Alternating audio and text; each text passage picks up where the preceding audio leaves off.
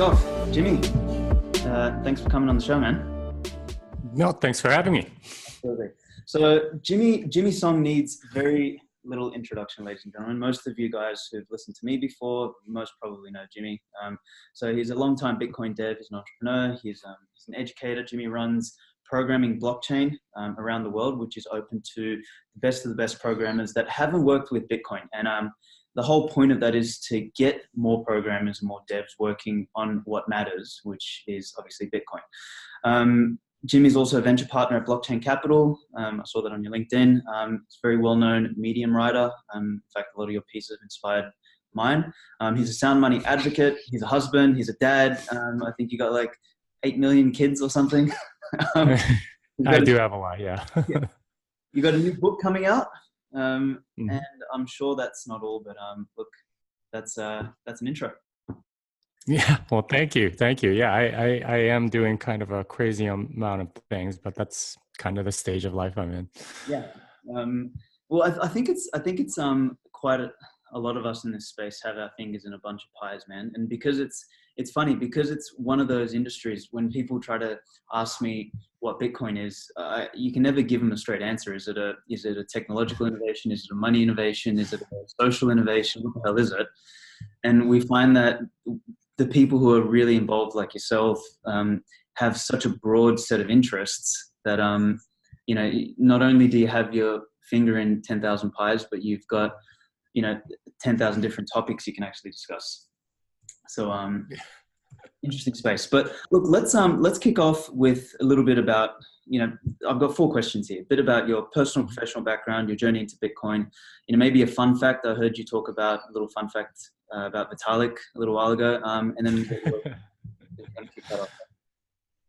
Okay. Which questions should I start with? Let's go a bit about personal, professional background. I mean, we all know you're a dev, but maybe sort of what were you doing before you got into Bitcoin, and what was the trigger to get in? Yeah, so I've been a developer for about 20 years. I started right out of college back in '98, so I am kind of on the older side. And I started at a startup that a friend of mine from high school started at when he graduated from Harvard. So I graduated university, went and worked for him almost right away. I was there for a couple of years. And ever since then, I've been involved in startups and coding for startups mostly. I got into Bitcoin in 2011 more as an economic curiosity. I was curious about this idea of a fixed limit, fixed supply currency, because I knew that wasn't really possible before. So if it was possible, that it would be something really revolutionary. I didn't really look into the code that much. I knew enough about public key cryptography to know, okay, well, you could probably secure it that way. That's probably how it works. But I didn't really look that deep into it other than like the monetary policy and things like that. 2013, there was the first bubble, and I think it was April. That's when I first really was like, okay, I need to learn more about this thing, because a lot of my coins were in there or were in Mt. Gox at the time. I took it out that summer, thank God. But that led me down a rabbit hole, and eventually I started working on the Color Coins project, and that was my first contribution to open source in Bitcoin.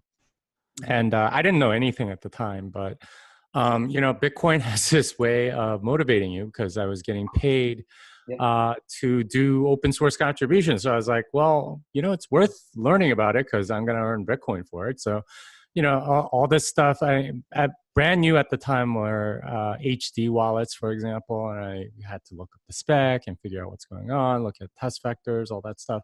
I didn't know that's how deterministic wallets worked and things. So I learned quite a bit that way, and that's really how I got into it. It was more economic at first, and then it became more of a development thing. So quick question on that.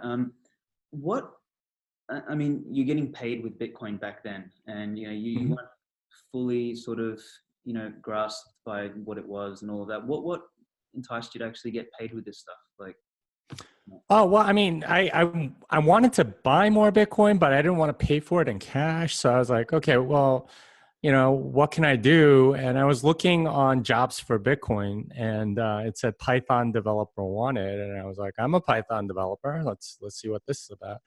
And it was a Color Coins project guy, and he wanted some developers to help him, and he was willing to pay in Bitcoin. And I was like, okay, that's fine. I think this is a fair rate. And I was working 40 hours a week, for a company here in Austin. And I was coming home and I was like, okay, I'm going to now work some more on this other stuff. Moonlighting, yeah? Yeah. Because I was earning Bitcoin. So I was like super excited. And this started in like October of 2013. And if you remember, that was the second spike in 2013. So pretty much every week I was like, oh my God, I got to earn more Bitcoin. So there was a lot of motivation there for me to keep going back to the well and, okay, do you need to do anything else? And I think I was faster than a lot of the other coders that he had tried to contract, and they had other stuff to do probably, but I was just super motivated. So I ended up working like 40 hours at my day job, 40 hours on this, and something had to give eventually. And I just ended up going into Bitcoin full time. Yeah. Well, good move. What happened to that dude that was running the Colored Coin project? He's still around. Killer Storm is his Twitter handle. I think he's more into Ethereum now, ironically, because he's the one that convinced me that Ethereum couldn't work. Wow. And I guess this is a good time to get into that whole story. So we were working on Color Coins, and we actually had a lot of it working. And if you don't know what Color Coins is, it's an asset on top of Bitcoin. So think like proto ICO on top of Bitcoin. Like you can issue assets and trade them and do atomic swaps and all sorts of stuff like that. And we had it all working. It was great. Thing was, there wasn't really a market for it. Was it layer? Was it anything like Lightning, or is it completely different to that? Oh, it's completely different. I mean, it was an asset riding on top of Bitcoin. So you had to designate certain Satoshis to mean something else. And we had like the whole protocol worked out and everything else. And I implemented a lot of his design, basically. Mm-hmm. And, we had like a whole team and a Color Coins mailing list and all that stuff. And we ended up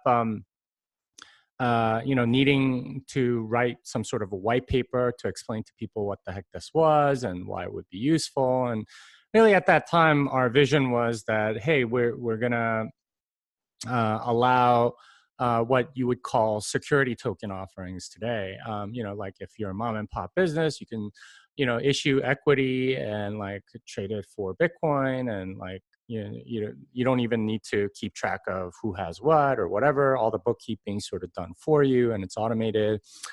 So that was sort of our vision, and we needed a white paper. So on the Color Coins mailing list, it's a young kid, pretty good writer. So we gave it to him to write it up. I think we paid him like 1 Bitcoin for it.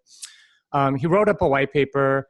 And he came back and we were like, this is not the design that we wrote. What are you talking about? This is completely different. And kept arguing back and forth. And eventually it's just like, well, I'm not going to change it. So sorry. Yeah. And we were like, okay. I get it. Like, he's like, I like it. And if you're not going to implement this, then I'm going to go and make my own thing. 3 months later, of course, he released his own coin, and his name, of course, is Vitalik Buterin, right? Like he's the one that wrote that white paper. I still have the old, Google mailing list, posts and all that stuff. But that was his vision. Obviously, wasn't more sort of like security token. He marketed it a hell of a lot better, and he made a market that didn't really exist before, which is pretty impressive. I mean, like as far as him being a marketer. Yeah, but I mean, like at the time, I was like, okay, well, the things that he wants to do are just way more complicated. There's no way this thing's going to be secure. So And I think I've been largely proven right. The part of my thesis that was wrong was that people would actually care about the security of this stuff. Yep. Turns out that a lot of lot of the security issues that Ethereum's face, people are just kind of like, meh, it's fine. It's who cares about all that as long as it doesn't affect me personally, which is kind of a very strange way to look at things because Vitalik pretty much showed he will do whatever he wants. Like he'll bail out whoever he wants, and he'll change the incentives to whatever he wants, and he'll change the architecture, and there's not a damn thing you can do about it, right? Like you don't really have a say. So it's so strange to me that it's become this thing.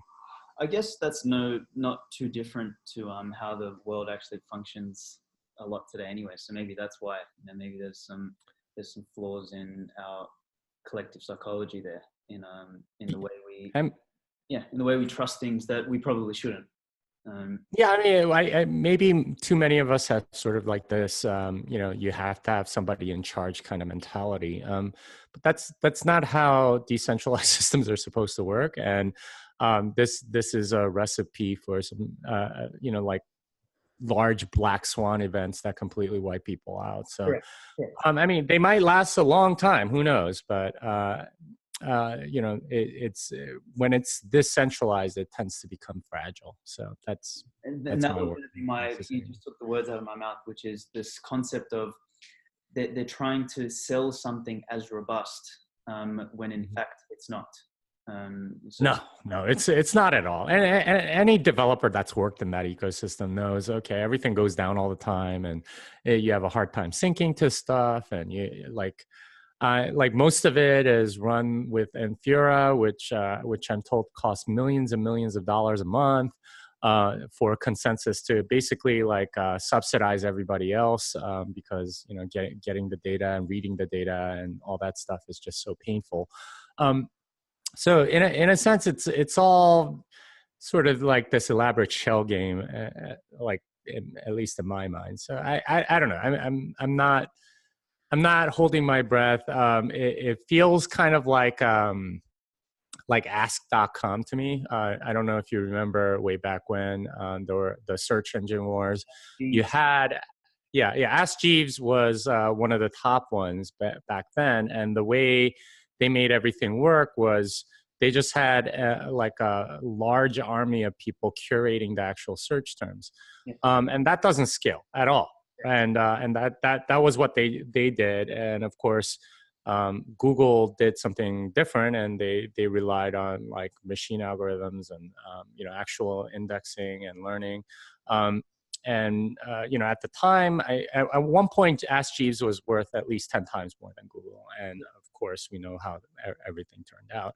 I think time has a way of revealing flaws like that. And Ethereum to me is built on a lot of hype and a lot of mercenaries, to be frank. A lot of the coders there aren't necessarily super curious about it.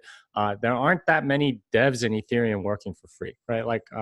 At all. Whereas in Bitcoin, you have tons of people that are just super curious about it, dive into the code, building cool stuff on weekends and stuff like that.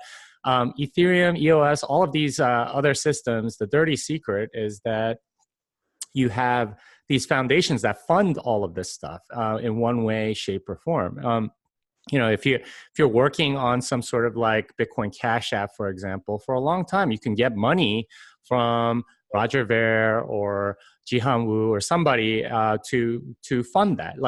Nobody really did it on their own per se. I mean, maybe a couple of exceptions there, but mostly it was, okay, well, if I work on this, then they're going to pay my salary. And even if I think it's a piece of crap, I'm going to keep working on it. And maybe they even deceive themselves to think that this is actually something worthwhile. It's really hard to convince people of something against their own financial interests. So, to me, that's kind of like what that entire ecosystem feels like. And you can't sustain that, especially in a bear market. So I look forward to seeing exactly what happens there. The aftermath's going to be interesting. I'm just going to pick a point that you mentioned, the idea of mercenary. And I think Mhm. the mercenary versus missionary argument is a really strong one. And I think the Bitcoin ecosystem is much more, like you said, it's people doing it because they want to do it. And that's a much more difficult thing to stop.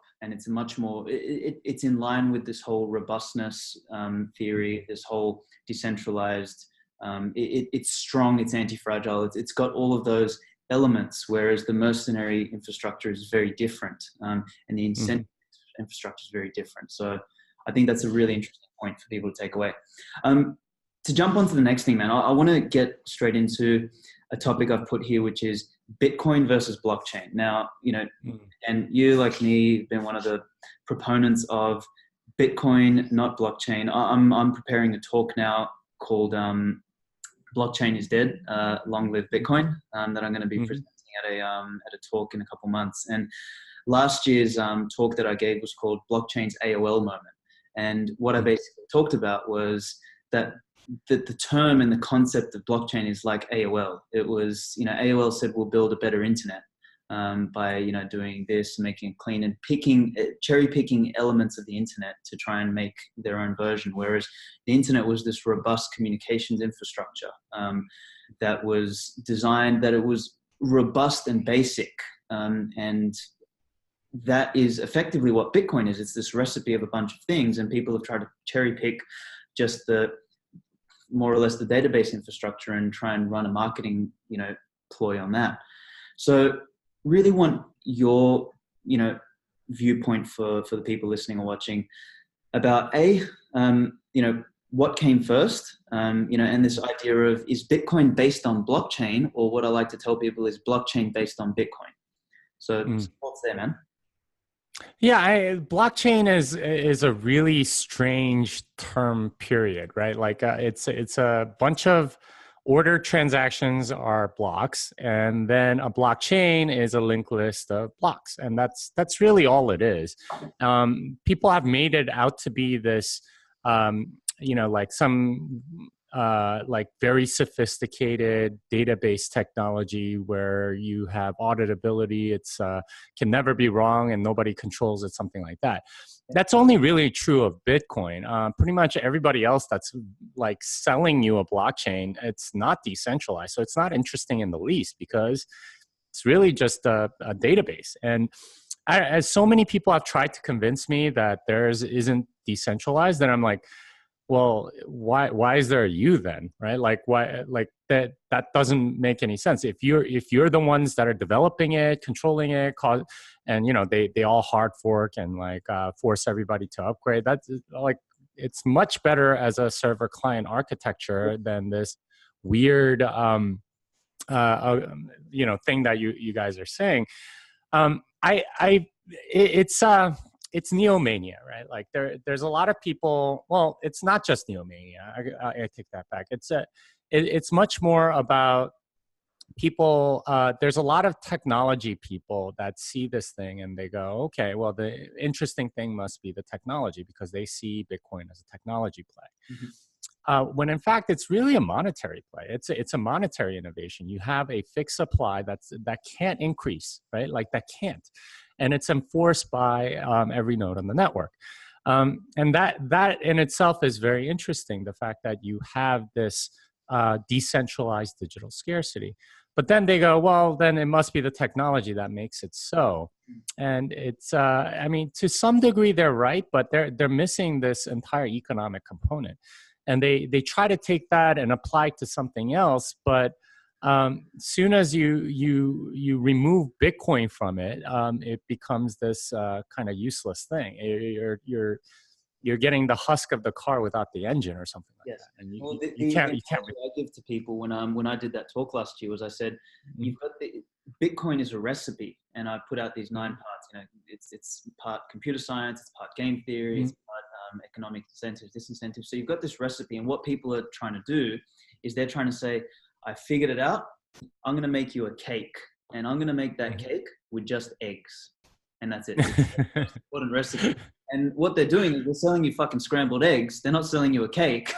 They're selling you one piece of it. And I think that's where people like that's the part that I think drives me the most insane, is because if you just take the economic incentive piece and forget about everything else, you don't have Bitcoin. If you take just the blockchain piece, you don't have shit. If you just take the computer science, you may as well just go build a SQL database. It doesn't, like, the parts in their own right cannot represent what Bitcoin represents. And I think this is where everybody goes wrong here. And yeah, it's the right technology for particular kinds of problems, right? Like if you want to like raise a building or something like that, you get a bulldozer. That's the right tool for the job. But you don't use that same bulldozer to like go and pick up your groceries. It doesn't make any sense to do that. But that's kind of what people are trying to say is like more efficient or something like that. No, it's not efficient to ride your bulldozer over to your local grocery store and go pick up milk and eggs. It just doesn't make any sense. And that's a level of ridiculousness we're dealing with, but somehow people have been convinced that because they don't know anything about this stuff that it's an appropriate technology. Yeah, if something seems foreign enough, and this is, I think last year and the year before was the ICO craze. Although I think the narrative is finally starting to come back to Bitcoin, I have a feeling this year we're probably going to see the last of the whole blockchain and DLT. I saw an article yesterday saying future fintech trends, predictions for 2019, and it opened up with Bitcoin was just the beginning, and it's this year we're going to see blockchain's going to change everything. DLT is going to. I was like, for fuck's sake. I mean, they've been saying that for like 5 years. It's kind of it's again, like a lot of Silicon Valley people, especially they are like tech gurus, and that's how they made their money. So they see this as a tech play. It's not a tech play, and so few people actually really recognize that. And the sooner they recognize it, the better off they'll be, because they're wasting lots of resources and money that could be going into Bitcoin. If all those projects, like by these companies where they tried to develop blockchain technology, went into going and buying Bitcoin, things would be a lot better right now, I promise you. Yes. Oh, yes. So quickly touching on that, I'm actually going to pull up one of your articles so that people can see it. It's probably the why blockchain is hard and the alternatives to blockchain, because I think those two are really seminal pieces that everybody, whenever someone onboards with me or asks me for information, they're two of the three favorite articles that I have from you. So there's actually that one, there's alternatives to blockchain, then there's the truth about smart contracts, which was really funny. So we'll touch on all of those. But I think one thing that I'll Are you sharing right now, or? I'm about to do that. Let's see if I'm competent enough to do this. Okay, here we go. Can you see it on your end? Yeah. Cool. So first one, why blockchain is hard, sort of lays, from where I sit, lays the foundation of, what this thing actually is. And I love this little thing here, which is, it's classic, right? It's what I say to people is the corporates, they're always last to the game, right? They miss the boat and they're chasing at the end. And the reason they are is that the marketing department has heard about, some new buzzword, and they're sort of, by the time it gets up the chain and ends up with board approval, they're right at the end of the tail end of, whatever the trend is. But through that, there's been a bunch of Chinese whispers, and it gets to the point where people don't actually know what they're selling or what they've decided to do. Yeah, no, I mean, they're all innovator wannabes, like a lot of these business school types that end up in those positions. And, they want credit. They all want to be like the next Steve Jobs, right? And they're thinking, okay, if I could just find the next hot thing and then build something and make a name for myself, then I too can be like that. They don't realize, like, you have to be really deep in the weeds. And most of the stuff that's actually innovative tend to be stuff that not very many people understand. And if they did understand it, then they're working on it, and like they're having trouble getting people to believe in them. Those are the things that are actually innovative.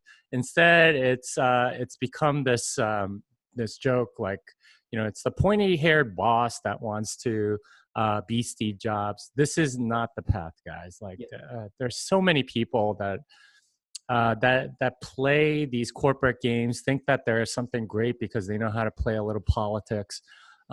Innovation doesn't happen in those big companies for a reason, and it's because of people like them. They want credit. They want the credit of Steve Jobs without doing the work of Steve Jobs. That's yeah. And in innovation, in my experience, innovation happens at the fringes, and I think Bitcoin is just one of those exceptional fringe opportunities. I wrote an article the other week about I called it Bezos and Bitcoin, and what were the similarities between them. And I don't know if you've seen Jeff Bezos's TED talk from 2003. So it's like post .com bubble collapse, and blah, blah, blah. And you could literally replace the word internet in his talk with Bitcoin, and it would have sounded like he was talking about it this year, right? And it's like post bubble, all of that. And he just talks about how the internet is a network, and it's a communications network. And he talks about how it was less similar to the gold rush, but more similar to something like electricity or the telephone, and that people inherently understand how networks like that function. And Bitcoin is exactly the same. It's one of those fringe opportunities. Like when he was up on stage talking about it, you'd listen to him and you're like, this guy was so confident. And to us, it seems very normal now, looking back 15 years from now. But back then, 2003, it was like, what the hell is this internet thing? It was like still, maybe it wasn't as fringe as Bitcoin is right now, but it was still definitely, out there. But I digress. I really want to finish up on this blockchain and DLT thing. So, I think when I talk about blockchain and what I hear when I listen to, these corporates talk about it is, the two key attributes that they say blockchains have is immutability and security. And what I'm always trying to get through to people's heads is that you don't get those two functions without the monetary incentive, game theory, etc. Of what you get in Bitcoin. You don't, like, blockchains don't come with some inherent security feature that different don't have. And I would really love to hear your thoughts and validation on that from a technological standpoint. Like, they're not fundamentally immutable, are they? Not really, no. And it's only because there are additional blocks being found, and largely because of proof of work. The most hilarious things, of course, are blockchains without any proof of work, and they're just like, we're gonna build this database, and it's gonna be immutable because we say so. Yeah, exactly. Yeah, right. Like that's not how things work, guys. And they want all of the benefits. I say this at the end of this the article that you're showing. I say that at the end, which is that they want all of the benefits of decentralization with all of the control of the centralization. But what you end up getting is the worst of both worlds. You get all of the costs of decentralization, which are many, and I point them out in the article. But you also end up with the worst, of the centralized systems, which is that you have single points of failure, and that if you screw up, everyone's going to blame you and sue you, regardless of what you say about how decentralized your system is. So it's not a very good deal for people. So I really don't understand like the hype around it. Well, I do to some degree. It's because people don't understand it, don't get what it's about, and they like to play buzzword bingo. And there's so many things that get hyped in the tech world. This is one of the last things I expected to get hyped, and the fact that it's lasted this long is a complete surprise to me. Well, I don't know if I'm as surprised as you, but I think I'm as frustrated as you. Sometimes I'm talking to the wall. I'd get more result from that. I'm going to touch on two last bits here. Is number one is, can you comment on why centralization is far more practical and efficient in 99.99% of use cases, and why a non-centralized architecture is useful for something particularly like money? Yeah. So here's the motivating question that you should ask. Do you want your thing to stay the same or to change? Yes. Now, most technological innovation you want things to change, right? Like you want it to continuously get better, right? Like if you're making a website or something like that, you want to add features, you want more usage, you want to make your customers delighted in your website continuously. So most websites, they spend a lot of time adding features, new articles, new blog posts, new everything, right? Like that's you want things to change constantly. Money is the one thing where you don't want things to change. The stability of the money is a feature, because and then everyone plays by the same rules, and you don't want things to change too much. In fact, you want it to stay exactly the same as long as possible, because that gives it's the base layer of civilization in many ways. And if that's stable, then you can build lots of things on top of it. You don't want your foundation to be shaking or changing all the time. That's a terrible place to build a house. So for Bitcoin, it makes total sense, because money is something that doesn't that you don't want to change. In fact, I would argue that the reason fiat works so badly is because it changes all the time, because the central bankers like do all sorts of things to quote unquote stimulate the economy or whatever. But that's what causes all of those problems. But like when you're trying to apply this to something where you want things to change, people talk about, oh, you could have decentralized gambling, provably fair gambling. Well, you don't know what game is going to necessarily like be a hit with the market, right? Like you might make like 30 games and it turns out like there's only one thing that's popular, 29 of which are like kind of crap. And if you have a decentralized architecture, then it's going to be very hard to add new games or to change the 29 other games or to get rid of them or whatever. Whereas if you're centralized and you have somebody in charge, it's very easy to change. And then, you can, this is what every startup does, is they try a bunch of things, they figure out what's working and get rid of the stuff that that doesn't, and continue to innovate that way. And this is how a lot of, strangely enough, how altcoins are running. And the fact of the matter is that's kind of a stupid thing to do for money. So, I mean, in a sense, there are two ways to make mistakes in this way. You can either try to be money that changes all the time, which makes the money useless, or you can be a technology that doesn't change very often, which is what a lot of these blockchain, not Bitcoin companies are doing. So it's a terrible way to do things. And, you got to pick the right tool for the job. These people are, using, hammers to screw things in, and like screwdrivers to hammer things, hammer nails or something. It's just completely backwards. That is so on point. It's not even funny, man. So I'm gonna quickly hit your article that is alternatives to blockchain. So there was 3 things you mentioned in there. So thank you for that explanation, because that was perfect, and I think that gives people a hell of a lot of context, especially this idea that if you've got the technology argument, you want something that is changeable, adaptable, that moves fast, you can break shit. If you want something that's money, it's a foundational substrate of our society, of our ability to cooperate in large numbers, and that needs to be stable, unchanging, and as fixed as possible. And therefore, they're 2 different arguments. And like you just said, it's you don't try and bash a nail in with a screwdriver or screw shit in with a fucking hammer. It's the wrong way around. So, perfect.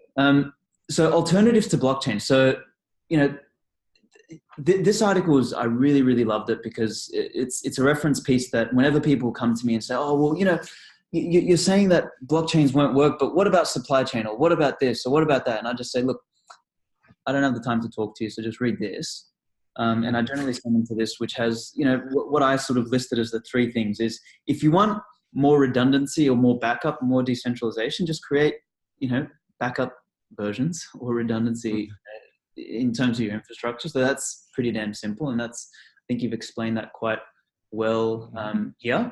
And then you've got the second one, which is, what about people who want to all talk to the same system? Well, I've been in tech now for 6 years, and there's these things called APIs, and a lot of, I mean, if you've used accounting software, if you use Zapier, if you've used just about any software these days, everything's interconnected. Basically, everything talks to itself now. So that already exists, and it is much more functional than trying to use it, trying to build some ridiculous blockchain infrastructure just so that people can, all the software can talk to itself. But the part I wanted you to talk about was this idea of, the receipts piece is, can you tell people more about that? Because I think that's one of the ones that people don't get, and they think they definitely need a blockchain for it, in order to, have some sort of verification about what they've, done, or a transaction they've made. Yeah. So a lot of times when people say blockchain for this or blockchain for that, and then I ask them, why do you need a blockchain? And the first argument that they'll almost always say is, oh, because this party doesn't trust this party, so we need some verification, and blockchain is the way to do that. And I was like, no, you don't. You don't need that at all. Like that's if you want verification, if you want an audit trail, if you want some objective way to prove that X happened at this particular date, receipts are what you should use. And receipts are an ancient technology, right? Like people have been using them for thousands and thousands of years. This is how you prove somebody like sold you something, or that you exchange one good for another or whatever, and you bring that to court and you go, you know what, like Your Honor, here's the receipt. Here's how I can prove that I paid for this thing, and this guy screwed me out of it and didn't actually deliver. So make them pay me, right? Like that's what a receipt does. And really, when you have parties that don't trust each other, this is what you want. Now, in the digital realm, we've had something like receipts for a long time. It's and this comes from public key cryptography, which is like 30-year-old technology. But you can issue receipts. You just need a public key and a private key. You sign with your private key saying, like at the time of the transaction, say you are doing supply chain management or something like that, and you wanna prove that something left the port of call, and then like at the time of arrival it disappeared, so something happened in between, et cetera, et cetera. Well, you like. First of all, why is that? If you use a blockchain, that's public knowledge, right? Like, and it's not anyone's business other than the two people that are doing that business. Yep. And if you have a receipt where both people sign it, and if you want to be extra secure, you get an objective third party and get them to sign it. You have what's called a triple sign receipt. Yep. You're good. You have an audit trail, right? Like you could have a lot of those things. And that will give you everything that you need, and you don't need to make it public. It's a lot more private, and all three parties keep a copy of it. And like anytime there's a dispute about something, you pull up the receipt and you go, okay, well, this person charged me $50, but this receipt says $25. So why did they charge me $50? Tell them to give me $25 back. Like, that's the right technology for that sort of thing. And like I've heard so many pitches along these lines, like, well, ad exchanges, they don't trust, like no publisher trusts them, and they have no idea. Well then, like get some signed receipts from downfield players, right? Like if trust is the problem, go get some freaking receipts. This is like you've probably been doing this for your corporate job all the time, right? Like when you file expenses, they expect you to provide a receipt so you could prove that was how much you spend and that you're not embezzling from the company. You can do the same thing in business, guys, and you can do it in a digital manner. You could do that thousands and thousands of times per second if you wanted to. And it's a technology that's available today, has been for 30 years. It's just that no one even thought that this was something that they needed to do until very recently. And it's just kind of crazy to me that that people are like bringing up this like very complicated blockchain solution that usually jerry rigs a token or some very expensive services from the vendor, instead of some technology that's been around for 30 years that, well, I mean, and if you think from a physical perspective, for thousands of years, and they make it sound like it's something revolutionary. Man, that is so 100% true. So a couple of points I'm going to say there is, I mean, number one, what you'll find is a lot of the industries, there was these guys here locally in Australia called block grain, which was the dumbest idea. They were like gonna, put grain on the blockchain or some shit like that, right? And it's funny how a lot of these industries, that they are still, their entire business model still functions on paperwork, on actual physical paperwork. And here they are, they don't even have a website yet. They don't even have an online form yet. They don't even have any of these basic digital, presences yet. And all of a sudden they're going to jump to a blockchain. Like, so the reason what I believe is why, public key cryptography hasn't been, in mass use from a receipts basis is that a lot of these people are not even at the first layer of, technological innovation, i.e. doing things like FedEx and things like that. Only in the last couple of years have they moved all digital, right? There's less paperwork now. But, so those guys are going to be the first ones to actually use public key, private key cryptography, if they, for their receipts. In fact, they probably have that sort of stuff on the back end in the way they issue receipts or the way they issue numbers. Now, you don't see any of those guys trying to create a blockchain out of nothing for no reason. So that's one point that I wanted to touch on. Point number two is, I think what you said about this idea that, two people having a receipt and then they have, they can go to a judge or an adjudicator, if they want to settle, if there's some sort of dispute. And we'll go into this a little bit later, but I just wanted to make a note there for the listeners is that is one of the fundamental concepts behind Lightning, in my mind, is that you've got this ability for people to, talk to each other and do things. And effectively what you're doing with Lightning is creating receipts and then settling them in the case of a dispute. So just want to see how you agree with that, and, we'll touch on it later. Yeah, absolutely. It's a little bit different than a receipt in that you get the previous round's hash pre-image, and that proves that something happened afterwards, and that they're trying to sort of screw you over, and that settles in sort of a more automatic way via smart contracts on Bitcoin. Like a cumulative receipt than a single receipt, right? Yeah. Yeah. It's a really interesting architecture in that way. But I mean, the whole idea that that you mentioned about like all of these people that are trying to do upgrades on ancient infrastructure and things like that. Like generally what you find in technology is that it's always the new players that know what's going on and use the new technology and improve things significantly. So, you're not going to see FedEx or UPS really use like digital signatures or anything like that. And, like you said, it took them a long time to become digital. But, like web technology, I mean, I don't know how many of your listeners know, but anytime you see HTTPS, in your browser and you get that little secure lock icon on your browser, that is basically somebody attesting to the fact that, they've sort of verified this website to some degree, and that they are the actual owners. And this is done through a receipt system. They sign your certificate and say, okay, we give this stamp of approval. For a long time, that was just VeriSign and some others. But those are what you call certificate authorities, or what you might call like a notary, like or something like that.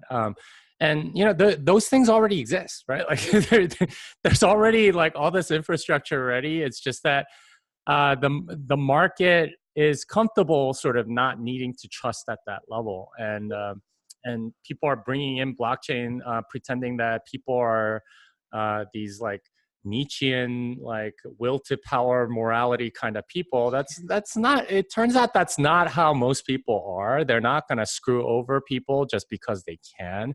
Although like from an adversarial thinking perspective, you sort of have to think that way and make sure you protect against those.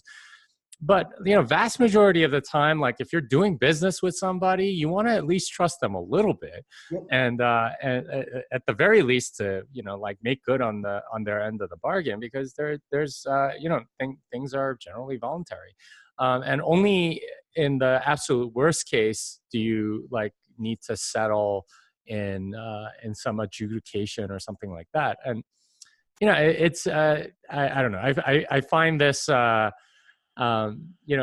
justification for using this level of audits and things like that, like kind of funny, because in a sense that's not really the way the world's worked, and the market hasn't moved in that direction. Perhaps someday we will, but it's the way it is for a reason, and it's mostly because the people haven't needed that in order to make decent profit. Yeah. You know, if we couldn't, if the farmer can't trust the person at the market, like, to just sell his fruit, man, we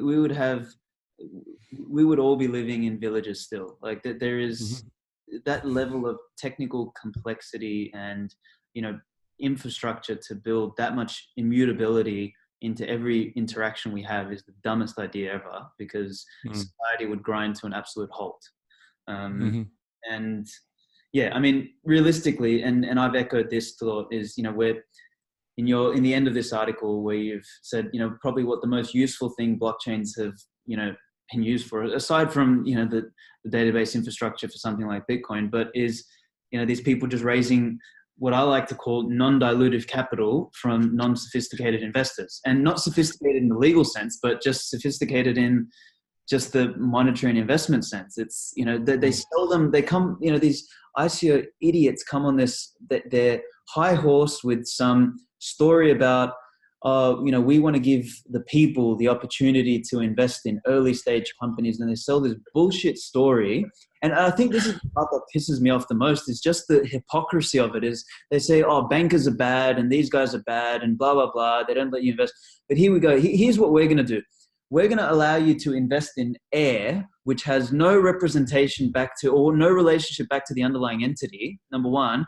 And on top of that, we're print money, and but we're not going to print US dollars. We're going to print the shit coin that I've just made up, so that they're worse than the bankers, and they're worse than the legislators who won't allow investors to invest in early stage companies. It's fucking ridiculous, man. Oh, I mean, the thing that infuriates me even more than that are like the people that actually do the raising, and then say they raise 50 million in an ICO, and they act like they are the biggest geniuses ever, that they're on the same level as Steve Jobs or Jeff Bezos or Bill Gates or somebody, and they're like, well, I can't do it. Who are you? Like, you didn't raise $50 million. Yeah, you just scam people out of 50 million. I'm not sure that's something that you should be necessarily proud of. I mean, it's kind of like that Wall Street rent-seeking, banker that thinks he's hot shit because he makes a six-figure salary. Yeah, never mind that you're stealing basically from everybody else. It's just kind of that to me is the most infuriating, is the arrogance of a lot of these guys. Of course, they've been humbled a little bit in the past year, but arrogance of those people is what really grates me. Yeah, man. Look, I'm rereading Taleb's book Skin in the Game. I don't know if you've read it yet, but I mean, I have. Yeah, ICOs are the epitome of non-skin in the game. Like the epitome. I don't think there was anything possible, like, to be worse than how some other shit works. But we got proven that. So anyway. Yeah, I mean, like, you need skin in the game, and that's something that unfortunately rent seekers do not have. And there's if you think about it, our civilization's kind of built around like putting in as least skin in the game as possible. Everybody wants investments that are risk-free, which is another way of saying zero skin in the game. I just want something to go up. And that's the mentality that we're raised with. Like, even people that get into Bitcoin, you realize just how little skin in the game that you have into your own wealth, because oftentimes, like, when you have to take charge of your own private keys, that's a giant responsibility. People don't realize, okay, well, oh man, like, if I screw up, I'm gonna lose all my money in Bitcoin. And they get really nervous. Well, you should be nervous because you're being responsible for your own money. You have a lot of skin in the game there. But like, it's an uncomfortable place for a lot of people, including myself. I've talked to Adam back, and he was telling me about like when he had to move his cold storage, and he was saying it was frightening. Right? Yeah. This is Adam back. Right? Yeah. Like he knows his stuff, and even he finds it really, really nerve-wracking to go and move his cold storage because he's not used to having that much skin in the game. And that's something that, like government with its nanny state and, fiat money, which fiat money really enables, has sort of like conditioned into us, is that we don't need to be responsible for our own fate or for doing anything. We'll rescue you or bail you out or put a social safety net or whatever. And that's the real thing that's missing. And that's the big thing I got out of that book, is that skin in the game is really about like personal responsibility. And real personal responsibility means that you have skin in the game. You will get burned if you do something wrong, and you will get rewarded conversely if you do something right. And it's kind of sad.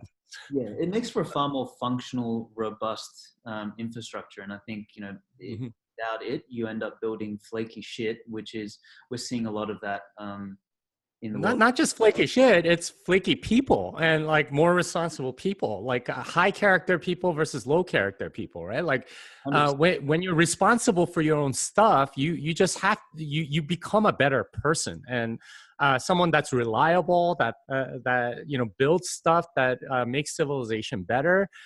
Whereas if you never have skin in the game, like the typical government bureaucrat, like DMV worker or whatever, you're not going to care, and you're not making civilization better. You're just sucking resources from everybody else and pretending that you're doing something. And of course, those are the people that become depressed and have to take all these medications or get addicted to a lot of stuff, because ultimately they realize deep down in their soul that they aren't contributing anything, and that their lives are worthless, as they should, because they're not really contributing anything. Yep. So yeah, it's massively frustrating to me that we have, and all of this is enabled by fiat money. If the government couldn't tax us by printing more of the money and like redistributing the wealth, both to the poor as a way of a social safety net, or really buying their votes, or to the rich as a way to enrich themselves, if we didn't have that, we would have a society that's a lot more fair, that has more high character people. Instead, we've just made a whole bunch of like shallow, people that are YOLOing and FOMOing their way to debt slavery, basically. Oh man, it's insane. Look, I don't want to go down that rabbit hole just yet. So let's go. Let's save a little bit of that till the end. I'm going to skip the truth about smart contracts. I'm going to just chuck it in the show notes, because people can just jump on that. But I mean, I think, look, I'm going to completely skip it. Otherwise, we're going to go on for 3 hours. I want to jump onto this concept that I've been sort of talking about for a while, and I just want to sort of explore it with yourself. I wrote an article about a year and a bit ago or whatever, and I can't remember if this was the one that Adam Back shared or something like that, but it was called Homo Sapiens, Money, Evolution, and Bitcoin. And it sort of talked about how, and you touched on the point earlier, is that where money sits in the stack in terms of societal evolution, in terms of, when one of the comments that drives me nuts is people like, oh, Bitcoin's just money, it's like, just money. Just money.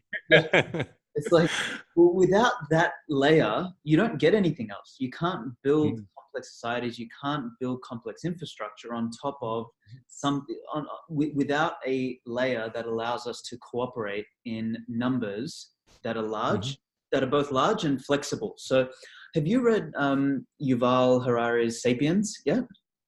I started it. I didn't really want to get into it because I don't know. I don't remember exactly why, but I stopped reading it. Okay, when you get a chance, I'd suggest go for it one more time. But the premise of the story is how we went from an insignificant ape 70,000 Mm-hmm. years ago, and we've gone from there to the top of the food chain. You know, from an evolutionary standpoint, that is the fastest change that, you know, any organism or any living thing has ever seen.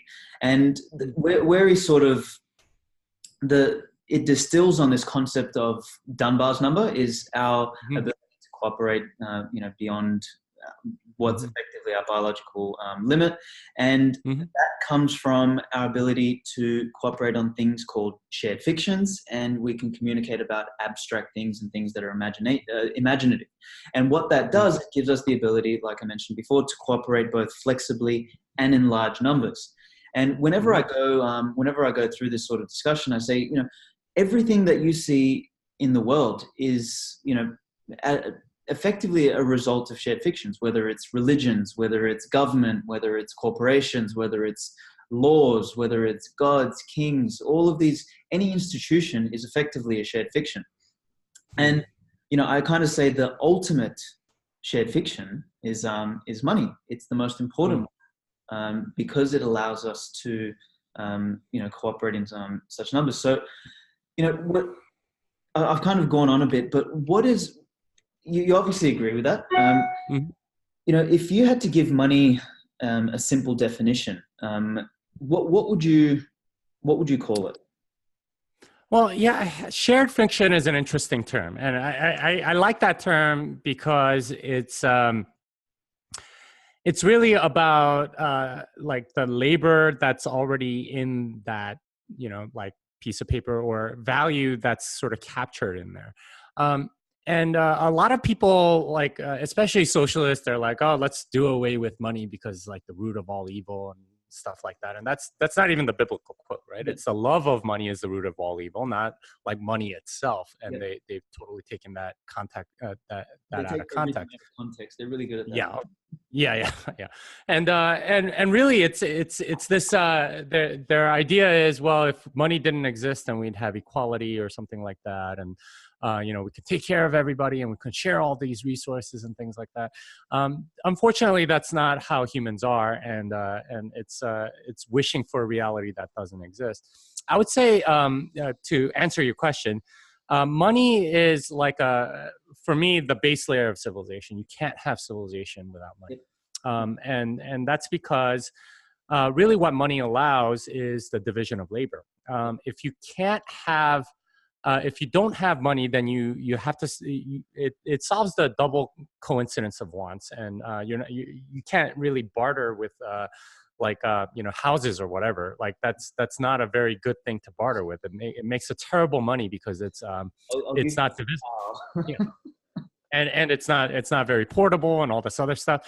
So what ends up happening is without money, you know, you basically can't have jobs and things like that, and you know, people have enormous difficulty doing almost anything. And you look at almost every hyperinflating economy, and everything goes to hell because there's no division of labor. There's no way to specialize. Everyone has to do everything, right? Like they have to grow their own food and do all this other stuff that, you know, you're going to be bad at something. Maybe there's like one person that's good at everything and they can take care of themselves. But most people, they're not going to be able to do it. And I also think it's far older than people think. You know, they seem to think, okay, well, you know, there used to be this barter economy. No, there wasn't. There's no evidence that any civilization existed at all with any kind of barter economy. Like that just didn't exist. There was always money. Anytime there's a civilization, money existed first. And in fact, if you look at like ancient Sumerian cuneiform or whatever, the very first things that you see in terms of writing, yeah, it's a ledger of who owes what whom, right? Like it's like you owe me 3 cows or whatever, because you know that was in dispute and whatever. And if you write it down, then you're not going to forget it, and it's sort of like an ancient form of receipt or proof or whatever. And so in that way, it's at the base layer of who we are. And I wouldn't be surprised if this was one of the earliest innovations that existed. And like people tend to think like that it's fairly new because you look at money and it's like fancy artwork and all this stuff to prevent counterfeiting and stuff like that. But like way back when, people use all kinds of other things for that, right? Like salt was used for money for a long time, and seashells and things like that. And if you look inside yourself and think about this kind of stuff you buy and the things that you want to get, scarcity tends to be a very big axis on which you judge that.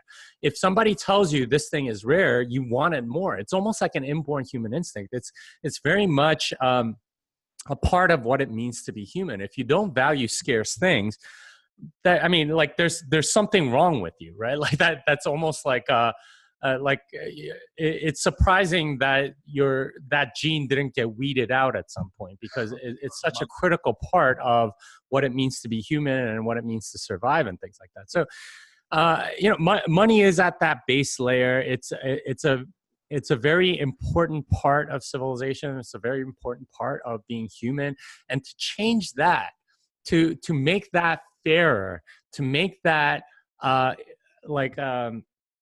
just fair, but unexploitable, like basically every central bank has done.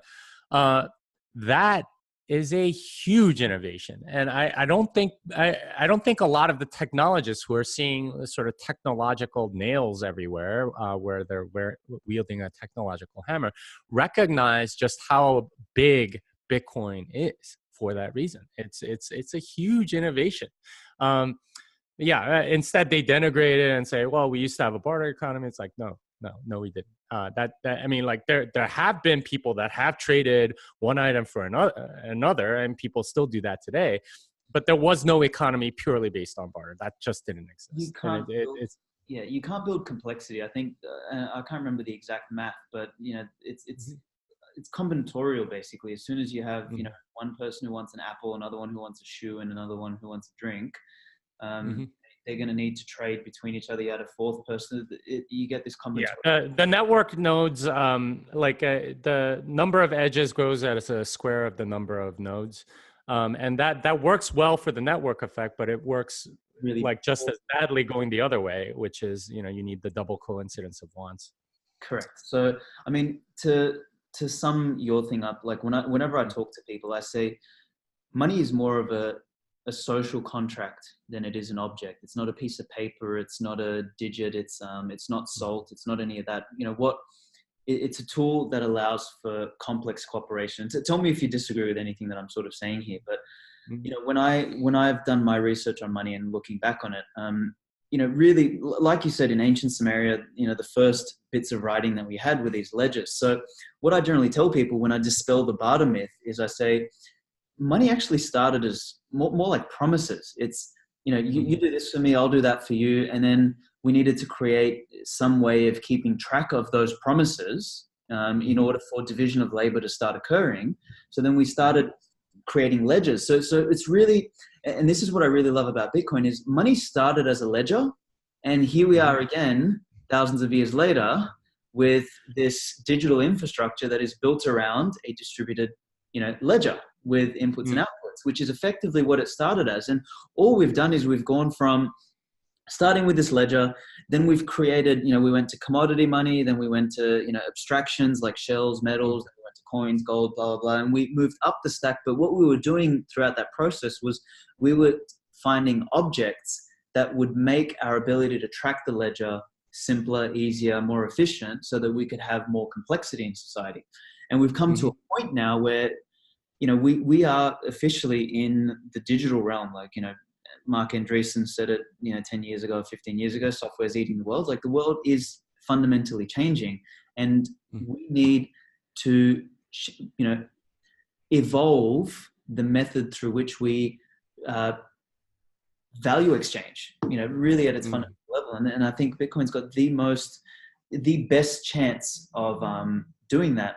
And we can go into the reasons why, but because it's been around the longest, because of the Lindy effect, because, of the robustness of how it's, been built, and not just for robustness from a technological perspective, but robustness from the game theory perspective, robustness from, I was reading Taleb's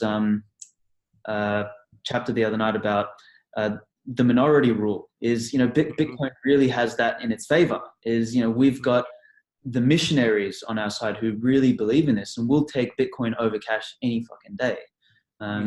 There's that strength. So that's sort of we are the intolerant minority is what I think he would say. Yeah. Yes, big time.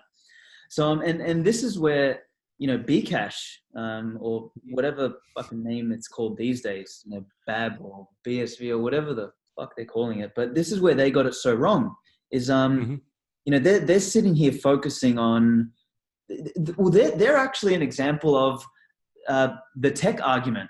They're trying to place the tech argument on Bitcoin. Let's make it faster. Let's make it instant. And this is where I can't, believe when someone like Roger, who sits there and talks about, economics and talks about like he understands it, he misses the entire fucking point. Like it's the money is this contract that enables cooperation. So at a fundamental level, the predicate for that to work is trust. And you can't build an ecosystem or a network of trust if you change the fucking shit every 3 months, or anyway. Yeah. I mean, his basis on that is the Mises regression theorem, and he just completely botches it and doesn't understand it. I'll bet you anything he believes that there used to be a barter economy and that money isn't necessary for civilization or something like that. And utility drives, new monies and stuff like that. There's no real evidence that was the case. It's just sort of like, a particular view of money that I think a lot of people have. But like you said, money started as a way to as promises of future stuff, and as a way to give that promise. They would give the other person something of value, often a collectible, something rare, so that it wasn't easily replaceable. And then that would go back and forth, and then it would trade as money and so on. That's the natural evolution of money, and he just doesn't understand it. I don't think. Well, he might understand it. He's just sort of so much of a politician, or somebody that just doesn't want to admit to ever being wrong about anything. He just flat out refuses to think about things in that way. And he's kind of going down with the ship, right? Like he's buying lots of Bitcoin ABC. He sold his Bitcoin SV. He I don't know how much of his Bitcoin he still has or whatever. But that's been his MO. And I would say that he's very much mistaken. That like speed of transaction, that's a Keynesian concept. I don't understand how he can call himself an Austrian and say, well, you need more transactions per second. That's exactly what the central bankers say, right? Like, oh, we like MV equals PQ or whatever. And they pretend that that controls the economy or whatever. There's no way in the world that's a valid equation. And even if it were, none of those variables are very easily measurable. So, like you can't like just because you can't push on a string, as they say in central banking. And this is kind of what he's doing by expanding blocks and making them gigantic. You can make them bigger, but doesn't mean that people will use it, right? Like it doesn't matter at all. And like you were saying, like he sees it as a technology play, and it's fundamentally not. It's not about having the widest lanes or whatever. That's always been his view. He basically traded the decentralization of Bitcoin for a centralized, wider highway. Correct. And yeah, you can make you can make technological changes much easier if you have a centralized team, but you just gave up everything that makes Bitcoin interesting, and it's that decentralization, that inability to change in order to change it, right? Like, and it's a ridiculous thing, and I think a lot of people recognize it. He's getting more and more desperate for attention. And he'll fade into irrelevance, or I don't know, maybe he'll do something else to sort of garner more attention or whatever. He seems to be pretty good at that, so I don't doubt he'll try something. But yeah, it's I don't think he understands money, and frankly, not many people do. Right? Like it's not something that's taught at school. Even among a lot of quote unquote libertarians, they don't really understand money either. They just know what they've read or have heard from X, Y, and Z. Very few people understand how central banking works and how money is created, and like what causes it to contract and all this other stuff. Very few people understand it, period, and they like to keep it that way. The powers that be, because if we did understand it, we'd all be outraged and be like, "What the hell's going on? Why does that bank get like? Why you're telling me that when I take out a mortgage for $100,000, that the bank didn't have $100,000? They just made it up?" Yeah, that's exactly what I'm telling you. But they're like, "Wait, well, how's that work?" Yeah, it's a completely elastic supply, and that's kind of what it means. They can print it whenever they want. They took the fiction to the next level. they dropped the shit. Yeah, they kept the fiction. Yeah, it's I love that term, elastic money supply, because it means that they can print it whenever they want, and then like when certain events happen, then it contracts. It's controlled by human beings, something that really should not be controlled by human beings. And Look, it's one of those things, and I think Taleb talks about this, is the difference between what's good in theory and what's good in practice, right? Yeah. They're out of touch. They've come up with something that sounds good, and it's the ICO thing before ICOs, right? The same. Yeah, it's that idea that if you discount all human greed and pride and like the evilness of human beings and what they're capable of course almost any system would work, right? Like socialism or whatever. But as soon as you add back like normal human motivations, none of that works. And that's what most of these like academic theoretic utopian dreams of what reality should be are missing, and it's that frustrates me to no end, right? Yeah, man. Well, we're both frustrated by that. Well, look, let's touch on the last bit about Bitcoin that I want to hit, which is Lightning. I asked people in the groups I'm sort of involved in up here whether they had some questions. So I do have one quite in-depth question for you about Lightning. And I know Lightning is not your forte. We've sort of chatted about that before, but I'll start with the easy ones, which is, first of all, in your mind, Lightning, is it the future or is it not? What's your initial thoughts? What's your gut? Well, I don't know, right? Like it really depends on what use cases are found for it, because right now you can do like sub-Satoshi payments and stuff like that, but is that really useful? I don't know. Like people have been trying to do micropayments for a long time, and it has the potential to solve all sorts of problems, right? Like right now you see ads on a lot of pages, and a lot of people are responding by installing ad blockers and stuff like that. Can you solve that problem with some sort of micropayment infrastructure where if you want to look at ads, then they'll pay you something, but if you don't, then you can turn them off and all that stuff.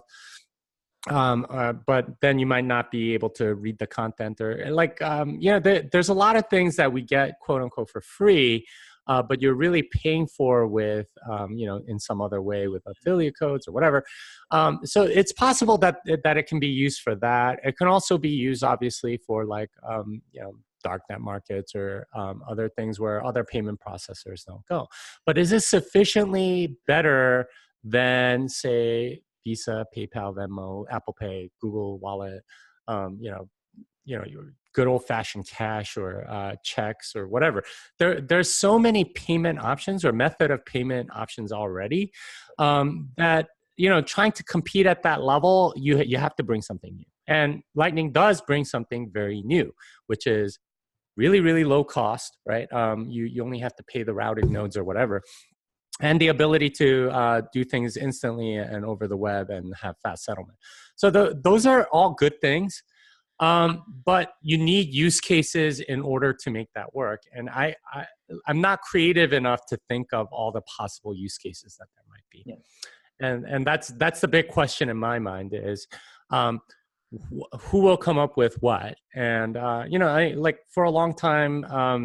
I still remember when in like 2000, you know, the Segway came out, and a lot of people were like just so hyped about that. They were saying stuff like, you know, they'll change cities to accommodate this stuff, and then, you know, like it'll change entire industries. Really, the only people that are using it these days are mall cops and people doing like city tours on a Segway or something. We don't have more cops. Yeah. Yeah, it's like they thought their imagination sort of ran ahead of them, and they didn't realize sort of like that the market didn't quite respond. And it's a cool tech, right? If you think about it, it's a self-balancing scooter, and it's very like I think electric scooters have taken over that market much more so than these guys have. But there's a tendency to let the possibilities blind you to reality a little bit. And I don't want to do that. And this is why I say I don't know. I would like it to become more prominent because that's really good news for Bitcoin. But, you know, let's not get ahead of ourselves, right? Like there's still a lot of proving left to be done. So in that way, like you know, I mean, I'm kind of giving like a cop-out answer, but I'm not going to say either way. I don't know. I really honestly don't. And I wish I did, in which case I would know the future, and I could do lots of other things. You'd be a trillionaire. Look, my take on Lightning. So I've always battled in my head, you know, that there's this battle between like the self-sovereignty and, you know, the ownership of, you know, Bitcoin versus what Lightning's effectively producing, which is a slight deviation to that thing. When I've sort of explained Lightning, I tell people that I see it as a way to abstract security and introduce complexity into a system without necessarily impacting the core. And you know, so in my mind, you know, what we were talking about before, the receipt piece, and the reason I mentioned it earlier is that the ability to audit things allows more complexity in society. We can do more things. We can create more infrastructure. We can create more complexity in society. We can do more stuff. You know, whether it's from a financial standpoint, i.e., payments, derivatives, loans, all this sort of stuff that allows, you know, the world to proliferate that way, or whether it's, you know, just simple state changes or agreements or anything. They're sort of the fundamentals of what allow the world to function in modern society. Now, where my mind travels with Lightning is I don't see it just as this payment network. I think that's a really simple way to see it. It's a very skeuomorphic way to see it. It's just an extension of, you know, Bitcoin as a payment thing. I actually see Lightning as a way for all of the complexity that is promised. That, well, even if I'll touch on, you know, a lot of the ICO ideas, like supply chain, for example. You would not, if you want the immutability and the ability to, you know, have an audit trail in supply chain, you can use that receipt infrastructure that you were talking about, but use it on something like Lightning, where at specific intervals that, you know, the channel would be closed out, for example. Now, I don't know the technicality, you know, in terms of how that would be implemented specifically, but a lot of those ideas that came out from ICOs, like maybe 5% of them were actually good ideas that didn't need their own blockchain, but that would be pretty damn relevant or pretty damn functional on a network or on an infrastructure like Lightning, whether it's layer 2, layer 3, or whatever, because they can access this core, stable, robust source of truth underneath it all. And we now have a digital, secure, you know, line into that, whether through, you know, hash time lock contracts or, you know, private key cryptography and all of that sort of stuff. So, I mean, the other, what I've written down here in my notes is, you know, we cannot remove the ability to trust from any system. You know, it's fundamental to anything. It's how we operate.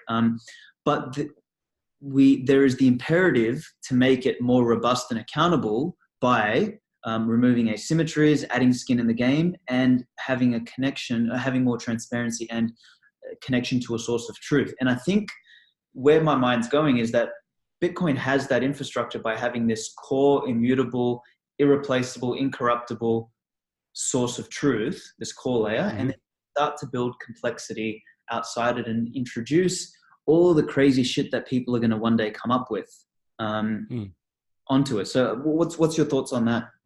What do you think? That's a really interesting idea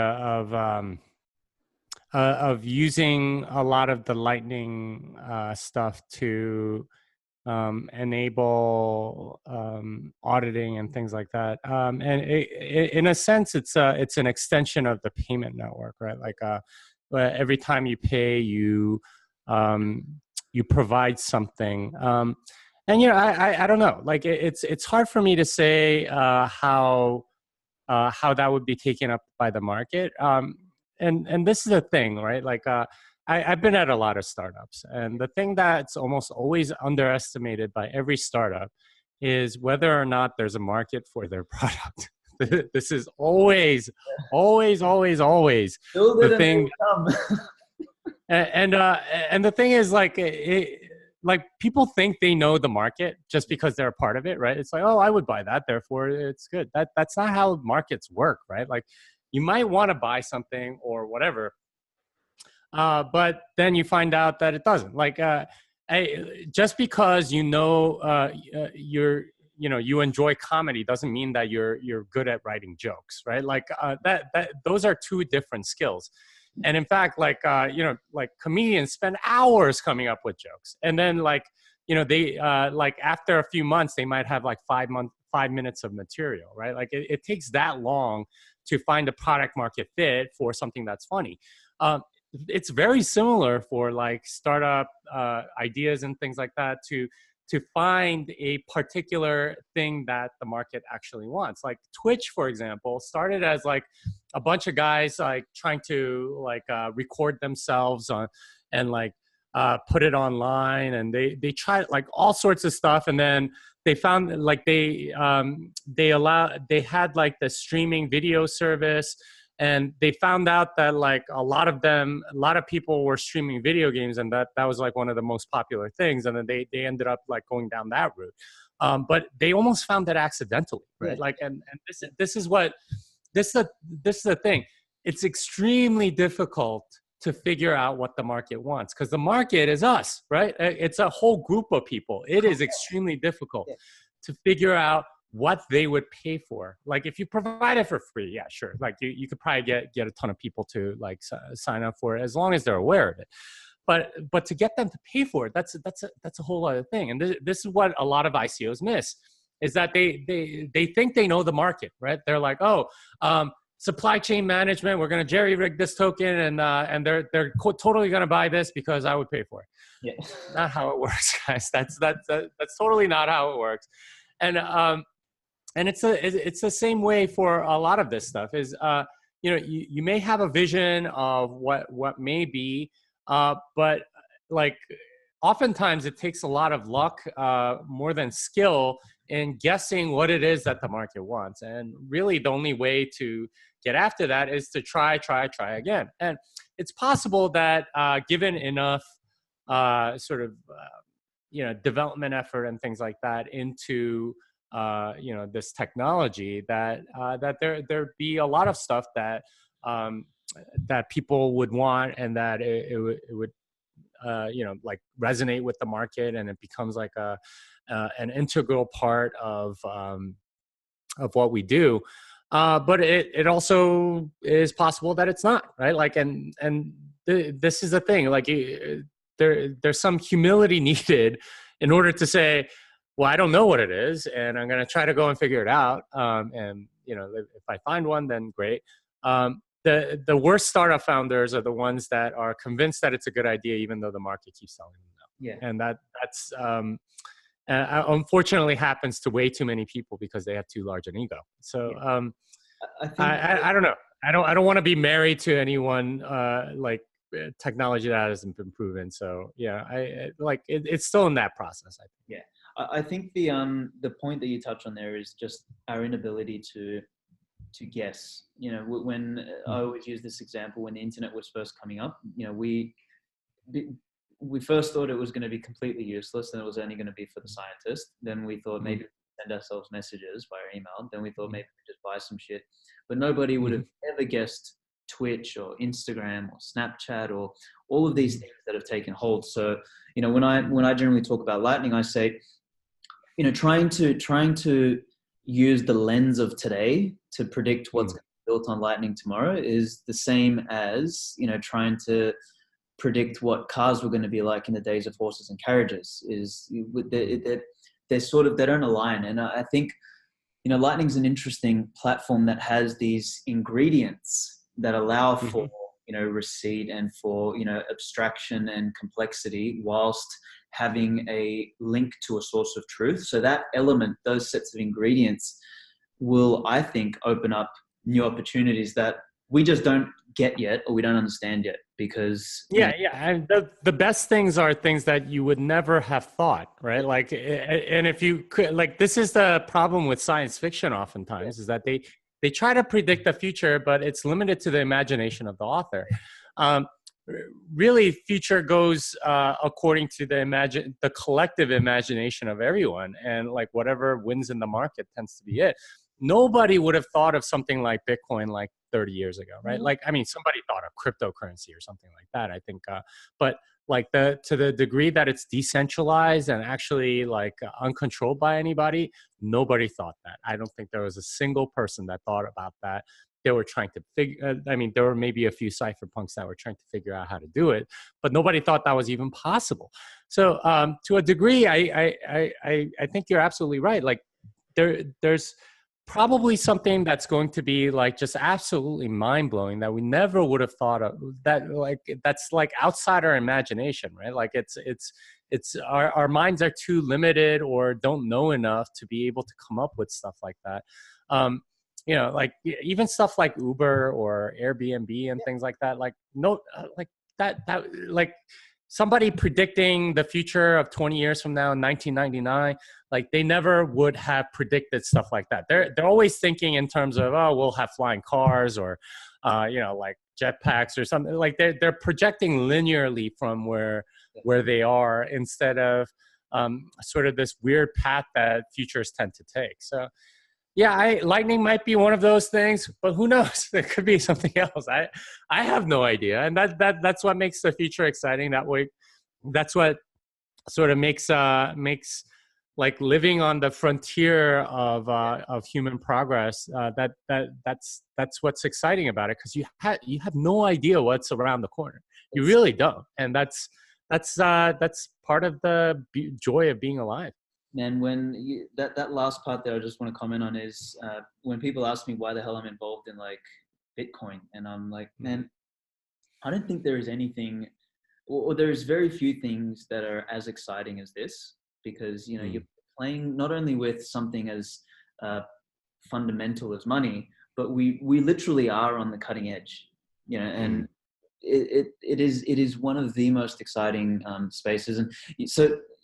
It's not only cutting edge, it's not only fundamental, but it's also, I think it satisfies the libertarian need in me, or, you know, to say, fuck you, to sort of do that, which I think you share as well.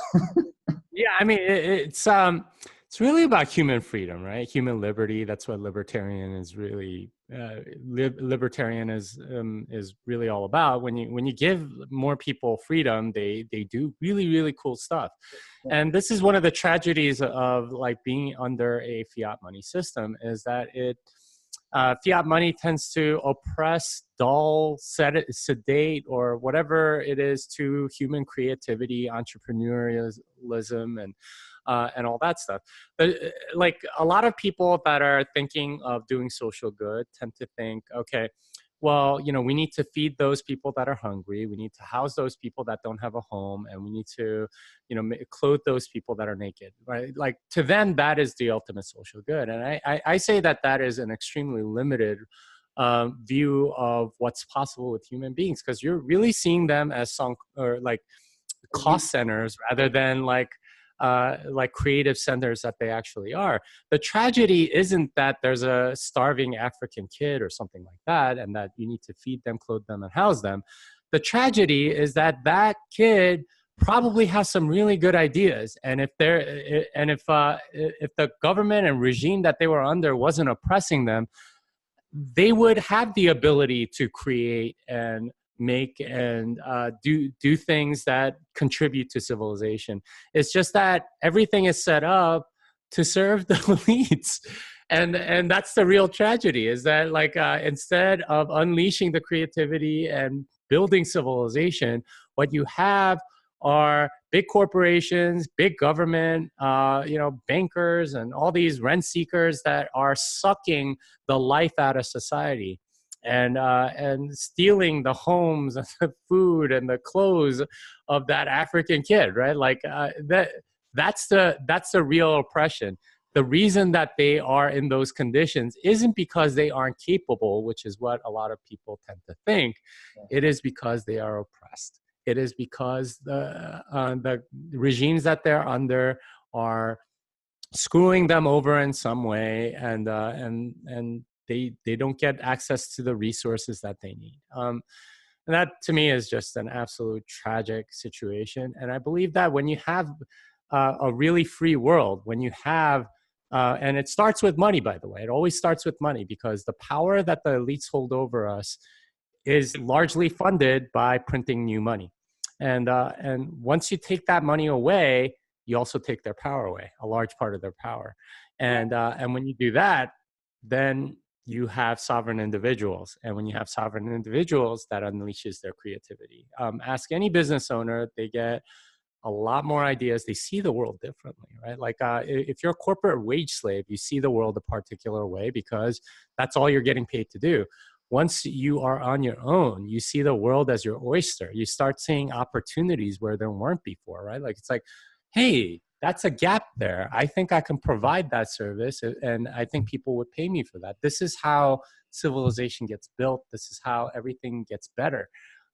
Instead, we have lots of rent-seeking jobs, lots of people preying on other people, and oppression, and it's just a really sad situation as a result. Well, we just spoke about the exact next topic that I actually wanted to talk about, with the concepts outside of Bitcoin. So we've covered a bunch of the questions I was actually going to ask, which is, I wanted to pick your mind on central top-down management versus decentralized free markets. So one of the things you touched on just then was this whole tragedy about, the social servants and all of that are looking to, what I say to people is, I say, you're trying to solve a symptom. You're not trying to help the cause. And, capitalism, for example, has gotten one of the worst raps in the last 10 years, as if capitalism was the problem, when it's not. It's the infrastructure, or it's the leeches that end up on the sides of capitalism, which is effectively the rent seekers. Because, I was talking with a friend of mine who I really respect her. She's a smart girl, but she's bought into these like thinly veiled veneer fucking ideologies about businesses are bad, and we need more regulation, we need all this sort of shit. And I'm like, and she's like, oh well, look at they're raping and pillaging the planet and all this sort of shit. I said, look, you're missing the point. Going out and introducing all of this regulation, so her heart's in the right place, right? But she has a really thin veneer of an understanding. So she's bought into an ideology that has no substance beneath it. So it's literally symptomatic thinking. It's the classic, you're feeling fucking a little bit sick, let's just give you a pill, instead of thinking about, well, what the fuck did you eat? Or are you smoking? Did you drink alcohol last night? It's like, it's the completely wrong line of thinking. And what happens is you have people congregate around this, veneer of an ideology, and, they form an echo chamber and they form a loud voice, and you get stupidity like, oh, we need more regulation so that we can either save the environment or help the starving people by giving them fucking free shit, which we, know doesn't work. So in your mind, so I guess where I'm going with this question is, I think all that stuff. Well, I like where you're going with this. And it's a really interesting thought, because the thing for me that's wrong about your friend's mentality is that really she just wants a different person in charge, right? It stays centralized. but she just doesn't happen to like the person in charge. And her thought is, if you just change out the person in charge, things will be perfect, right? Like, if you get my socialist friend up there, then everything will be okay. So, I mean, ask how that worked out for Russia, right? Like, that's not the problem. The problem is the centralization of power itself. And to a large degree, she's right. There are big businesses that are horrible, right? And they're just as much rent-seeking as a lot of government bureaucrats. And the biggest printers of money are commercial banks, and they print money by lending it to these large corporations at like almost 0% interest, and they get to expand with impunity, and they don't have to pay the loans back for a long time until when the money's worth much less, and so on. I mean, that's a form of rent seeking, right? Like they're leeching from society, and this is why they can grow so big and have. I mean, any corporation you visit, it's like half the people are completely useless. They don't contribute anything. They're cost centers. They're not. They don't make the corporation do anything good. So in a sense, she's right. Like, there are very badly behaved big corporations, but the solution isn't more regulation or putting a different person in charge or anything like that. The solution is to take back that power, right? Like the fact that all that power is concentrated in one place is the problem. The fact that there is a button that you can push to change things is the problem. That's the big problem, right? Like, I thought of this analogy while you were talking about this. Money is better if it doesn't change. And the same is true also of government. It's better if it doesn't change, right? Like, because you have the same stable rules that are true for everyone. And if you study history, the biggest times of prosperity is when you have the same ruler for a long period of time. Why? Because it's like predictable. The biggest times of churn and revolution happen whenever there's a regime change, when there's change, right? When there's new stuff and people are like, well, we got used to this other thing and now you're changing the rules on us. That's typically when things go awry. And like the founders of the US actually purposely built into the Constitution like they made it very difficult to change, right? Like, they made it so that you had to get this much of the Congress, and you have to get this much of the Senate, and then the president also has a veto, and then, like, it has to be enforced by, like, they made it so that they purposefully made it so that change would be very difficult, because they were wise men. They knew that stability in laws, in rules, is what causes everything else to be built on top of it. But if you change the base layer, you crumble everything on top. Yeah. So in a sense, the ability to change things very quickly works well in technology, works well with a lot of other stuff. It doesn't work well when it's like sort of this base layer. And like, too much power existing there means that, you can change the rules, you can redistribute wealth and do all of this other thing. That is the essential problem. Because as soon as somebody comes in control of it, yeah, it would work if they were like, God or somebody perfect or whatever. It does not work the minute you have human greed, human pride, human wrath, right? Like whatever sins that, you might have in your heart, that comes out when you have power, right? There's a reason why people say absolute power corrupts absolutely. And like, the whole system of checks and balances was really an attempt at decentralizing power, because every time like you had a single person in charge, you had situations like that. So in a sense, the whole libertarian ethic is we trust, a stable system that's that doesn't change very often than like a centralized system where one person just gets to say, all right, this is the way it should be, right? Like, and like all the rules change and everybody like continues to suffer because of those changes. And we've had that for many years in almost every country, sadly.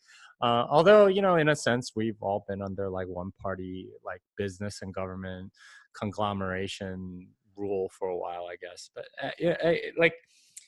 it's a very mistaken notion, because it relies on the virtue of a single person, and no one's that virtuous. It just that is. how. Hold on, I'm just moving the screen around. Give me 1 second, because I Mhm. wanted, man, I wish I was just taking notes then, because there's a couple points that I really wanted to hit there. Was one of them that you talked about is this idea of stability of laws, and Mhm. there's 2 points I want to make there. One is there was, you'd be familiar with this test, especially if you read Skin in the Game, is where they created a relatively stable and robust infrastructure. It was like a little market, and it was a test of a market. And then they put a bunch of idiots who didn't understand what they were doing, but the market ended up stabilizing itself and actually functioning like a market. So the individual constituents didn't matter. It was that Mhm. the framework was functional. And Mhm.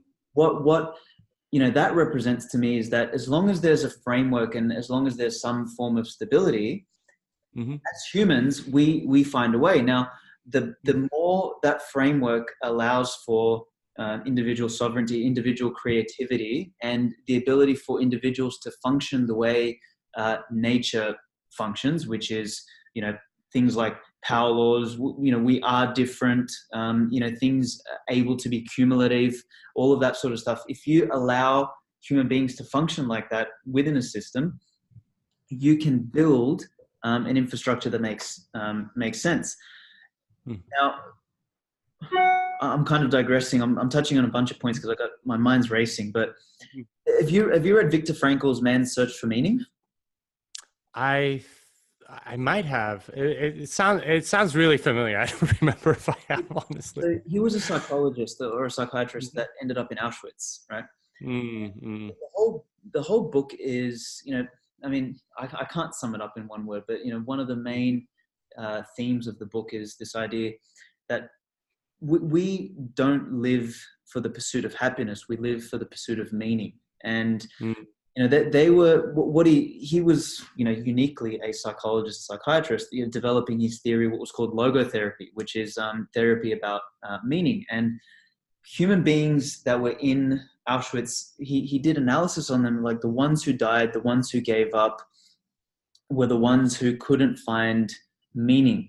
mm, But the ones who are able to find meaning and find purpose and do something within this, box of rules, which was very limited, they were still able to live, thrive, and effectively survive in the worst possible conditions you can think of. So if we mm, start with that as this foundational basis, and if we can build, any level of infrastructure that's better than a fucking concentration camp, human beings mm, will find a way to live, thrive, and survive within that. And what the challenge needs to be is, how do we build an infrastructure that is as functional and as stable as possible, that allows for as much uh, operation or freedom of operation as possible for the sovereign individual. Anyway, I'm kind of going on tangents, but I really wanted to mm, touch on, money being stable and the rules being mm, stable allow for mm, us to do so much, as opposed to trying mm, to change the shit all the time. And that is one of, that's like one of those rules that most people don't understand. That mm. Yeah, and I mean, everyone wants change, right? Like whenever they're voting or something like that, they always vote for change. And this is like the most popular way to get elected, is to run on a change platform or a reform platform or doing something else platform. yeah, Um, Fact of the matter is, I think that's a thinly veiled way of saying I want more money yeah, distributed to me as a rent seeker. yeah, Um, and that, I think that's the wrong mentality, because you're always going to be turbulent. There's an interesting psychological study that they've done, about like just the overall happiness of human beings, and if you have something traumatic happen to you, like you lose an arm or something like yeah, that, generally your level of happiness dips right after that event, but it comes back to roughly the same level as it was. As long as the thing is stable, you're able to cope with it, right? Like your example of somebody in a concentration camp, you can even cope with that, right? Like it's incredible what human adaptability is able to do. The thing that really hurts people is if you have like a chronic illness, right? In yeah. which case you feel terrible one moment and then awesome in another moment, terrible, awesome, terrible, awesome. Always changing. Like that, yeah, that really messes up people, right? Like, so if you had the, like, from a happiness perspective, if you had the choice of having chronic back pain or no legs, you should probably go with the no legs, amazingly enough, because you get used to, you have the ability to get used to having no legs, but you get chronic back pain. It just sort of constantly fluctuates, changes. It's bad for, like, mentally, you just can't get used to it, right? And in that sense, like a stable, like something that is stable is much easier to sort of build on, because you lose legs, right? Like then you start maybe looking for artificial legs or something like that, right? Like there are ways to improve the situation. You have chronic back pain, there's no real way to, I mean, you could try medicines or whatever, but usually that's the sort of thing that doesn't really go away. And it's money, government, all of that is very much in that, like, chronic, if you have constant change, it's in that chronic back pain territory, versus something like something that's more stable. You might not like the current distribution, which a lot of people complain about Bitcoin, right? Like, oh, the early holders got in, blah, blah, blah, and it's not fair. I mean, who says anything in life is fair? No money distribution is fair. The current money distribution is horribly unfair and continues to be unfair and continues to be manipulated. And on top of that, it's constantly changing so that it's benefiting one group versus another and stealing from one group or whatever. At least with this, you have a fair, stable thing.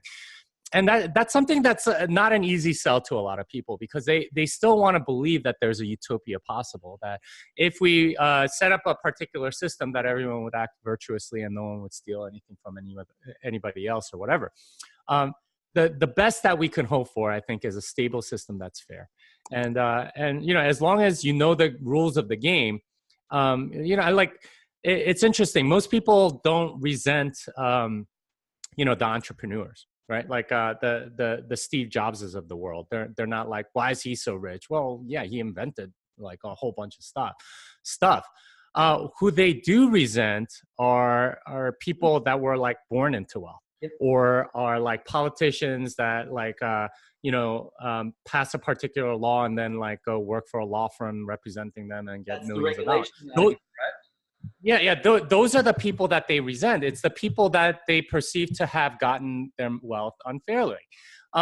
So like in a sense, if you have the stability of rules, then okay, well, those are the rules. Now, like at least I'm playing on a level field. If I lose, okay, at least it was fair, right? Like if it wasn't fair, then yeah, like I have cause to complain. But I think that, like, from a mental standpoint, like, stability is so much better for a whole host of reasons, and it's at the root of a lot of civilization ills. It is. It's like, I don't know if you Maslow's hierarchies, like, when you get base layer, certainty, the need for certainty is our most fundamental need as a species. You can get certainty from rules and from fundamental layer of communication and value transfer money, then you can start to build all sorts of cool stuff without people fucking freaking out and thinking, like you said, is that the problem arises when people feel like the game is rigged. And the people who rig the game are the people who generally set the regulations and put themselves in a position where they have an unfair advantage within the system that they've helped create. And that's where fucking we get the problems. Touching on one of the things you said before is, when you're talking about the, no legs versus the back problem, is you let's just hope you don't end up with no legs and a back problem, because then you're really fucked. Yeah, indeed you are. But this idea that the need to strive for something, and that ties back into what I was talking about is, in Man's Search for Meaning, is that if we don't have something to strive for, we lose this meaning that we have in our life, and then we become, worthless human beings, or we become rent seekers, and we become empty, we become shallow, we become all that sort of stuff. And this ties into the last bit I want to talk about, which is equality of outcome versus equality of opportunity. This is one of those topics that, fuck, when I get into arguments with people about this, it drives me insane. I don't talk about it anymore, honestly. Is, equality of outcome is the antithesis to meaning and the ability to strive for something and the, progress and all that is representative of good in the world, whereas equality of opportunity is, a fundamental right. And equality of opportunity should be one of those stable rules that we have in society. Then you can build on top of that. And, that's when the game's not rigged. So, Jordan Peterson has, obviously always discussed this stuff, but, do you have some comments on, this heated topic? Yeah, absolutely. Yeah. I like that. A person's attitude towards this issue is often summed up in one word: fairness. Right? How do you define it? And really, in an ancient way, this relates back to what is justice, right? Like, what is fair? How should people treat one another? And in a sense, it's kind of an artificial problem, like equality of outcome, because it presumes that we have the ability, like this godlike power to cause a particular outcome. And of course we don't, but because of fiat money, we've given the government that much power that we think that they can kind of control the outcome. Well, I mean, to some degree they can. They could certainly put their thumb on the scale, but it doesn't mean that you're doomed to that particular fate.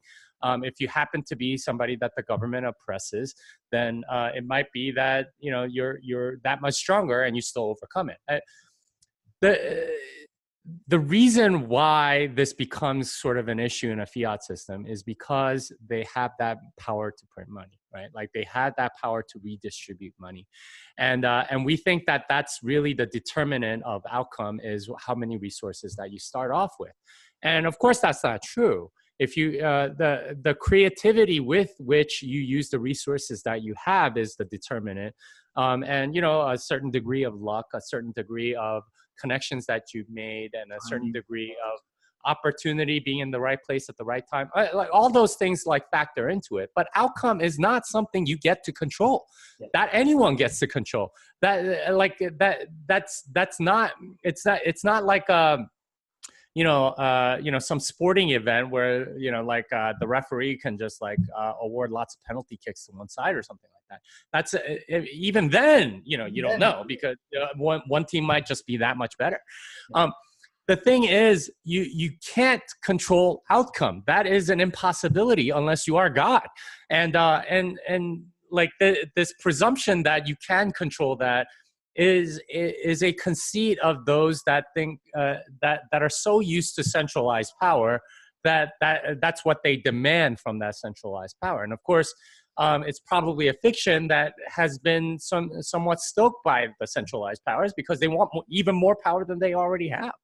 But the fact of the matter is, the only thing that you can offer people is equality of opportunity. That's the only thing that you are able to at least attempt towards and get reasonably good at.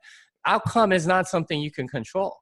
That's knowing too much about the future, presumes too much of your own abilities, and it's arrogant in the worst possible way, in that very socialist mentality that a lot of people have. In a sense, you can't really blame them, because if the government has the ability to print money, they have essentially infinite resources, and given that, it's not a very large logical leap to say, well, if they have the ability to distribute lots of money to all these people in some way that I think is fair, why aren't they? Whereas if you limit government, which is, I think you and I agree on this about the role of government. If you limit it, then they don't have that power, so you don't even presume that that's a possibility. And it's a sickness in our society today, and it's emblematic that of the power that they think government has, that they are demanding an equality of outcome, and that's not something people are anyone is capable of. I'm sorry. Partially there, it's a double bind, right?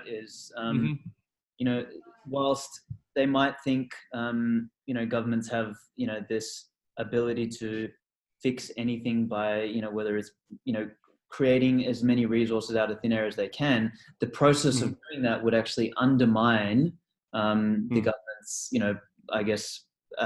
resource in itself. So the whole thing, so that becomes double bind in and of itself, because it falls apart. But I think one of the other problems with this whole equality of outcome concept is, let's assume that it was in some way even possible. All you're doing is this is a gross misunderstanding, or lack of understanding of how the motivations behind how human beings are motivated. Like, if you create equality of outcome, you completely disincentivize people from doing better or doing more or being creative or being special or being individual. Like, you literally strip that out of human beings, and you effectively just want to make them fucking robots. So much for the whole socialist viewpoint of wanting humans to be, humans, is you're taking the humanity out of human beings by focusing on some fucking ridiculous pipe dream of equality of outcome, which is in effect I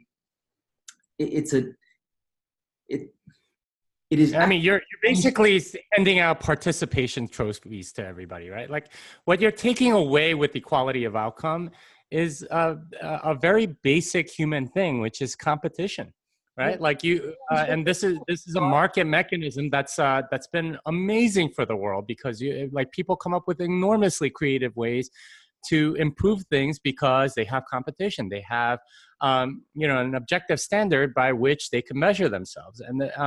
And what socialism attempts to do is to remove that element, because they think it's destructive.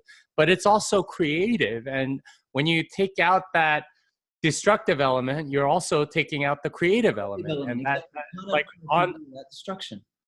Yeah. You're in a sense, you're preventing its growth, because on balance, when you have when you have competition, you create more than you destruct. Yep. But it does destroy some things, right? Like, things get out competed. The horse and buggy industry got absolutely destroyed by cars.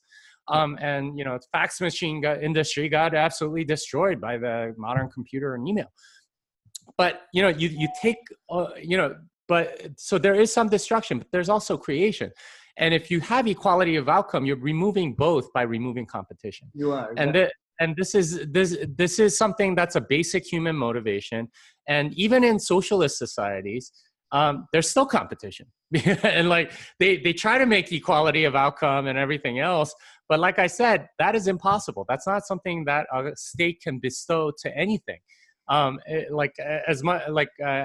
heard a story a while back about these guys that I was traveling, and these guys had gone to Cuba, and they were telling me about it, and they were saying like how every taxi cab driver just like drives like once a day, because they get paid the same no matter how many people they drive. They have no incentive. And they were saying, a candy bar at this like very popular like airport terminal, like it costs exactly the same as some rural village, right? Like if it's the same bar, it costs the same everywhere. Like there's no price discrepancy, because it has to be absolutely fair. And like that's the mentality that they have over there. And that's to the extent that the government can guarantee outcome. That's what more or less socialist governments do. But that can only go so far, because there still are, prestigious things, right? There's a social hierarchy still where people need to compete. You're going to have to compete for a mate unless like you're like, I don't know, some weird totalitarian government that arranges marriages as a state or something like that. I'm sure that's happened, but like there's always something. And equality, like I love how like people think that they have a right to a particular person's love or something like that. Oh, why I'm a plus size model. I get to, why can't I like appear on Victoria's Secret? Well, I mean, sorry, but that's not what the market wants. So like it has nothing. I mean, it does have something to do with you, but it really has to do with everybody else. Yeah. And it's not saying like what you're complaining about is like the shallowness of other people. Yeah, I agree. They're probably shallow, but what about your fucking selfishness and self-centeredness in yeah. I mean, I could talk about that too, but in a sense, I understand what they want, but this is again like not living in reality. It is living in the utopia that doesn't exist and can't exist to a large degree. Yeah, And it all ties back to what we were talking about before. Meaning is that, you know, if our need to strive for something, it's absolutely fucking fundamental. So if people agree with this need to strive for something, and if we agree that focusing on equality of opportunity allows for something like that, then we can agree that things like, you know, things that are fair and stable from a fundamental standpoint, something like, you know, Bitcoin is just one of those great examples. And I think this is why, you know, people like you and I, we love this concept of Bitcoin, because the game isn't rigged. You know, despite what people say about, you know, exchanges and trading and all that sort of shit, that's totally fucking different. If you want to be a trader and if you want to play that game, be prepared to get fucking smashed. But in fact, the core fundamental rules of something like Bitcoin are such that you can strive to hold more of it, because you understand that the fundamental laws of it are stable. And so if we agree on all of those bases, the last piece I want to talk about on equality of outcome and opportunity is this idea of power laws. Is that people don't understand, you know, power laws, or, you know, Pareto's law, or whatever way you want to frame it, is that everything in nature, everything in the universe, everything that we know of functions with some sort of power law. Is when you start to add, so if you've got, you know, let's just use a simple, you know, compounding argument, is that if I've got $10,000 and you have $1 and we're both earning 2% interest, I'm going to earn $20 and you're going to earn 2 cents or whatever it is. From an absolute standpoint, I've made $20. I've made 20 times what it's going to take you so much longer to catch up. So that is a completely normal function of free society. So all of these people that sit there and talk about how, oh, you know, you can't have, you know, why does this person get more than this person? It's because, well, guess what? They've probably made some smart decisions, unless the game has been rigged and they've, you know, got it through some other, you know, fraudulent function. But like you said before, people don't resent the Steve Jobs of the world or the Jeff Bezoses. I mean, some people do because they've bought into this bullshit fucking ideology. But by and large, people don't resent those people because they know that, you know, there has been something sacrificed, and they've compounded that wealth, or they've compounded that through smart decisions, through luck, through all sorts of shit. They've been in the right place at the right time. They've, you know, done these things. So, you know, inequality is fundamental to nature.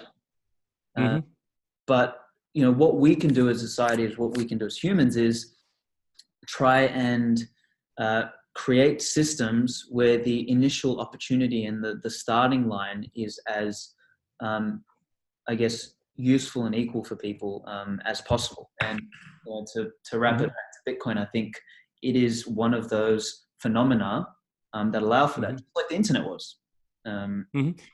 Yeah, it's that whole power law distribution and how that all works is fundamental, right? Like it needs to be there, and it's actually very unusual to have anything that's equally distributed, because that, like, if everybody had the same amount, like, there's nothing that is that uniformly distributed. Very, very, very rare in nature for that to happen. And if it is, it's because of some other weird phenomena.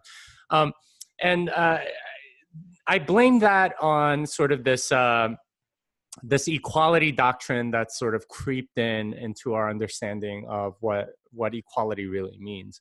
For a lot of, you know, at least the founders of the United States, you know, when they said, you know, all men are created equal, they were saying, well, you know, you have the same amount of dignity, not one life isn't worth more than another necessarily, and, like, you know, like, the punishment should be the same if you know, killed whatever.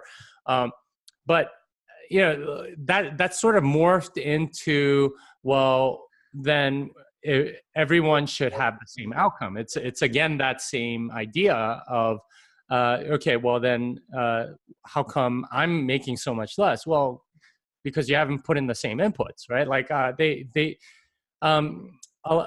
it's I do resent like bankers and stuff like that, right? Like you look at like the top 100 richest people, a ton of them are bankers that are complete rent seekers that have abused their position to print lots of money for themselves and use all sorts of insider info and buy influence and affect things so that they're totally putting their thumbs on the scale.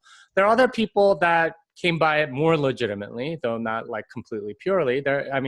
Large corporations inevitably get a piece of that like redistribution pie to some degree. But like the people I resent the most are the ones that are rent seeking, right? Like it's a petty bureaucrat that's making six figures that doesn't add anything to anyone, and thinks they're hot shit because they're making six figures or whatever. That I get, but not everyone's like that. And when you have a fair system, right? Like when you have a stable system where everyone knows the rules, then you can have that, right? Like then there's no need to resent anybody, right? Because you have that, and that's the world that we should be striving towards, and not this like everyone needs an equal amount of everything, and you have a fundamental human right to a house or something like that. Right? It's ridiculous. You don't have a right to anything.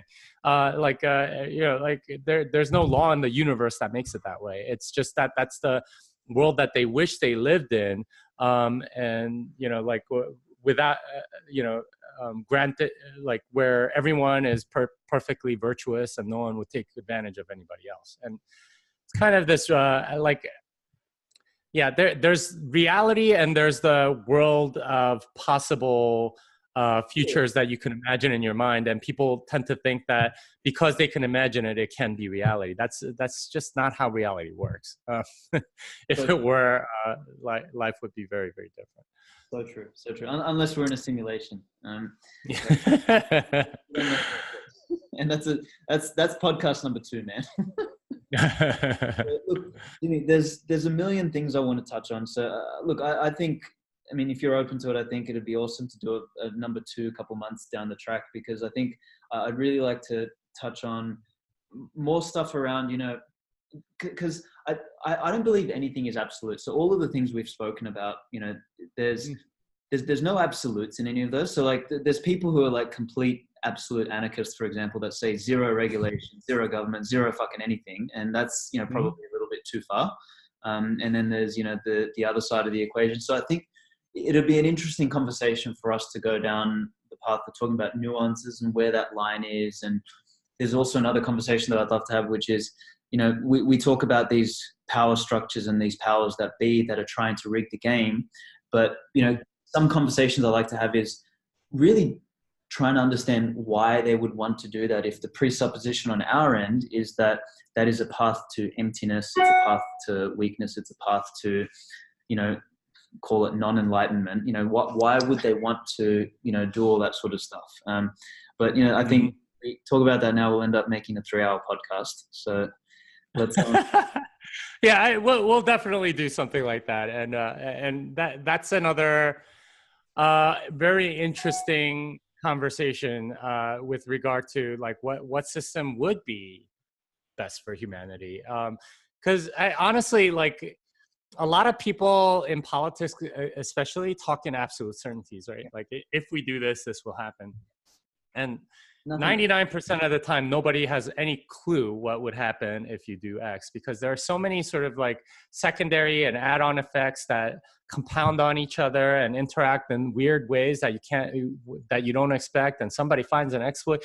It's kind of like releasing software, right? It's like, you don't know what's going to happen, or, like how the market's going to react. Government bureaucrats, by the way, are the absolute worst in thinking that they know what the market wants, because they do not, and they're the absolute worst at it. Yet they think they know exactly what the people want. It's our job to know. So therefore, I've listened to so many town halls, and therefore I know. No, that's not. No, you don't know. And some level of humility and experimentation there, in some limited fashion, might make sense. But honestly, I'm actually much more anarcho-capitalist, right? Like, just have a stable set of rules that are like, I like, yeah, maybe some form of very, very limited form of government might be useful. But really, like, what you want is stability and freedom. And if you optimize for those two variables, you should be pretty good going forward. But yeah, we could talk more about that next time. 100%, man. 100%. So in wrapping this up, a couple last quick questions. So like conclusion and outlook on 2019. So what's your thoughts? Is there anything that's happening that is big in Bitcoin in your mind this year for 2019? Any trends or any predictions on your side? Is there anything you want? Well, I mean, the continued altcoin winter is fantastic. I mean, if you study Austrian business cycle theory, the bear market is when you actually clean up your stuff, right? Like, your house got too cluttered from buying too much stuff. You can't live in it because you're a hoarder. Now's the time to clean up and, like, get rid of a lot of stuff that you don't need, a lot of stuff that's taking up space and sort of continues to cost you like every day. That's kind of what we're doing with this economy right now. We're getting rid of the cruft, and there's a lot of freaking cruft, right? Like way too many people got in on stuff that didn't matter. That it's what you call malinvestments, and once that stuff clears, then we can have a bull market again. But the process of cleaning that stuff out is actually very healthy. And I think that's the biggest thing going on in Bitcoin right now. And I mean, it sucks for some people because they've lost a lot of money. And, they're sort of emotionally attached to that money. But to a degree, that's very short-term thinking too, because your identity is in your current net worth or something like that.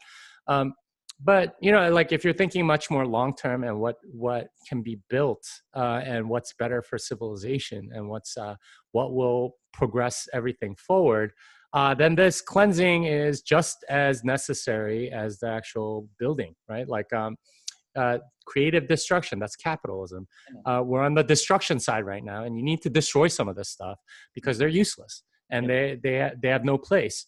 But as that happens, it makes the whole system more anti-fragile because now you're not susceptible to a massive shock where everything crumbles. Instead, you're doing a little bit of crumbling every time, and the weak things go away instead of what we have in our largely socialized societies where you prop up bad banks and don't let them fail, and they grow more and more massive and overweight and bloated, and they're leeching more and more resources from society. So I see this as I see that as the major thing in 2019, and I'm excited. Cool, man. No, I take a very similar viewpoint to you, man. Is there's a lot of traders out there, and Tone and I had a catch up a little while ago, and we talked about it from a charts perspective. And I mean, I've been in markets for many years, for 12 years now, and I sort of stopped looking at charts and I stopped looking at all that sort of stuff. And I kind of like to take the viewpoint of what you did, is from a psychological standpoint and from just the fundamental nature standpoint, is that this is just a part of a cleansing cycle. Nothing moves in a straight line, and this is just all normal. So outside of that, what are you expecting over the next 3 to 5 years? What are you thinking in this sort of space? I mean, I expect Bitcoin to continue to get more popular, and that's something I think anyone that's watched the space has known. Over a long enough time period, 3 to 5 years usually, things tend to go up. And I expect another bubble, another hype cycle around something or other. It might not be ICOs this time, or like altcoins the time before, or exchanges like the time before. Like it'll be something else, and that's okay. Something will go up with Bitcoin, but it'll if it actually adds to the community, it'll continue to exist. If it doesn't, then it'll go away during the next bear cycle. But creative destruction, that's part of the deal that we get. If you want growth, that's like, if from working out, right? Like what you're actually doing is breaking down muscle so new muscle can grow. We're on the rest day where all of your muscles are kind of sore right now. that's an okay thing. I saw your tweet about Legs Day, right? Yeah. We're in leg day. We're definitely like the day after leg day, something like that. So true, man. So true. Well, so I think that's a great point to leave it on, which is creative destruction. And then the point I'll add is just the Lindy effect continues. I mean, people that heard about it last year, this year or next year, they're going to hear about it again. And they're like, oh, Bitcoin's still around? Oh, yeah. Okay. Shit, maybe I should buy some. So to wrap it up then, is there any announcements, plugs you want to make, man? Like, any causes you have coming up, anything you want to mention? Yeah, Las Vegas and London are my two next courses. Las Vegas is next week, so probably not going to get there in time. But London is in a few weeks. My book is coming out in early March. Programming Bitcoin. It's available on Amazon, I believe. So I got a lot of things going on, but I'll leave it at there. Sweet, man. Sweet. I'll chuck in your Twitter and all of that sort of stuff. I mean, most people probably listening to this will be on your Twitter anyway. I mean, from my end, just want to say thank you for the conversation. I really, really enjoyed it. I had a feeling we'd go for a little bit. So 2.5 hours. Yeah. When I was sitting there writing all the notes, I'm like, fuck, I could go for ages with this guy. Yeah. So I will put all of the links on the under the video. I'll release an audio version, a video version, so everyone can sort of get it, share it around. We'll pop it up on Twitter and all of that sort of stuff. For anyone that's interested on my stuff, I'll be talking at a meetup in Sydney on why Bitcoin matters.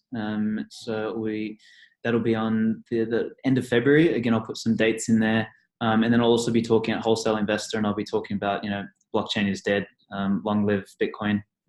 So that'll be an interesting talk. I got a lot of boos in the audience last year when I talked about that. So let's see.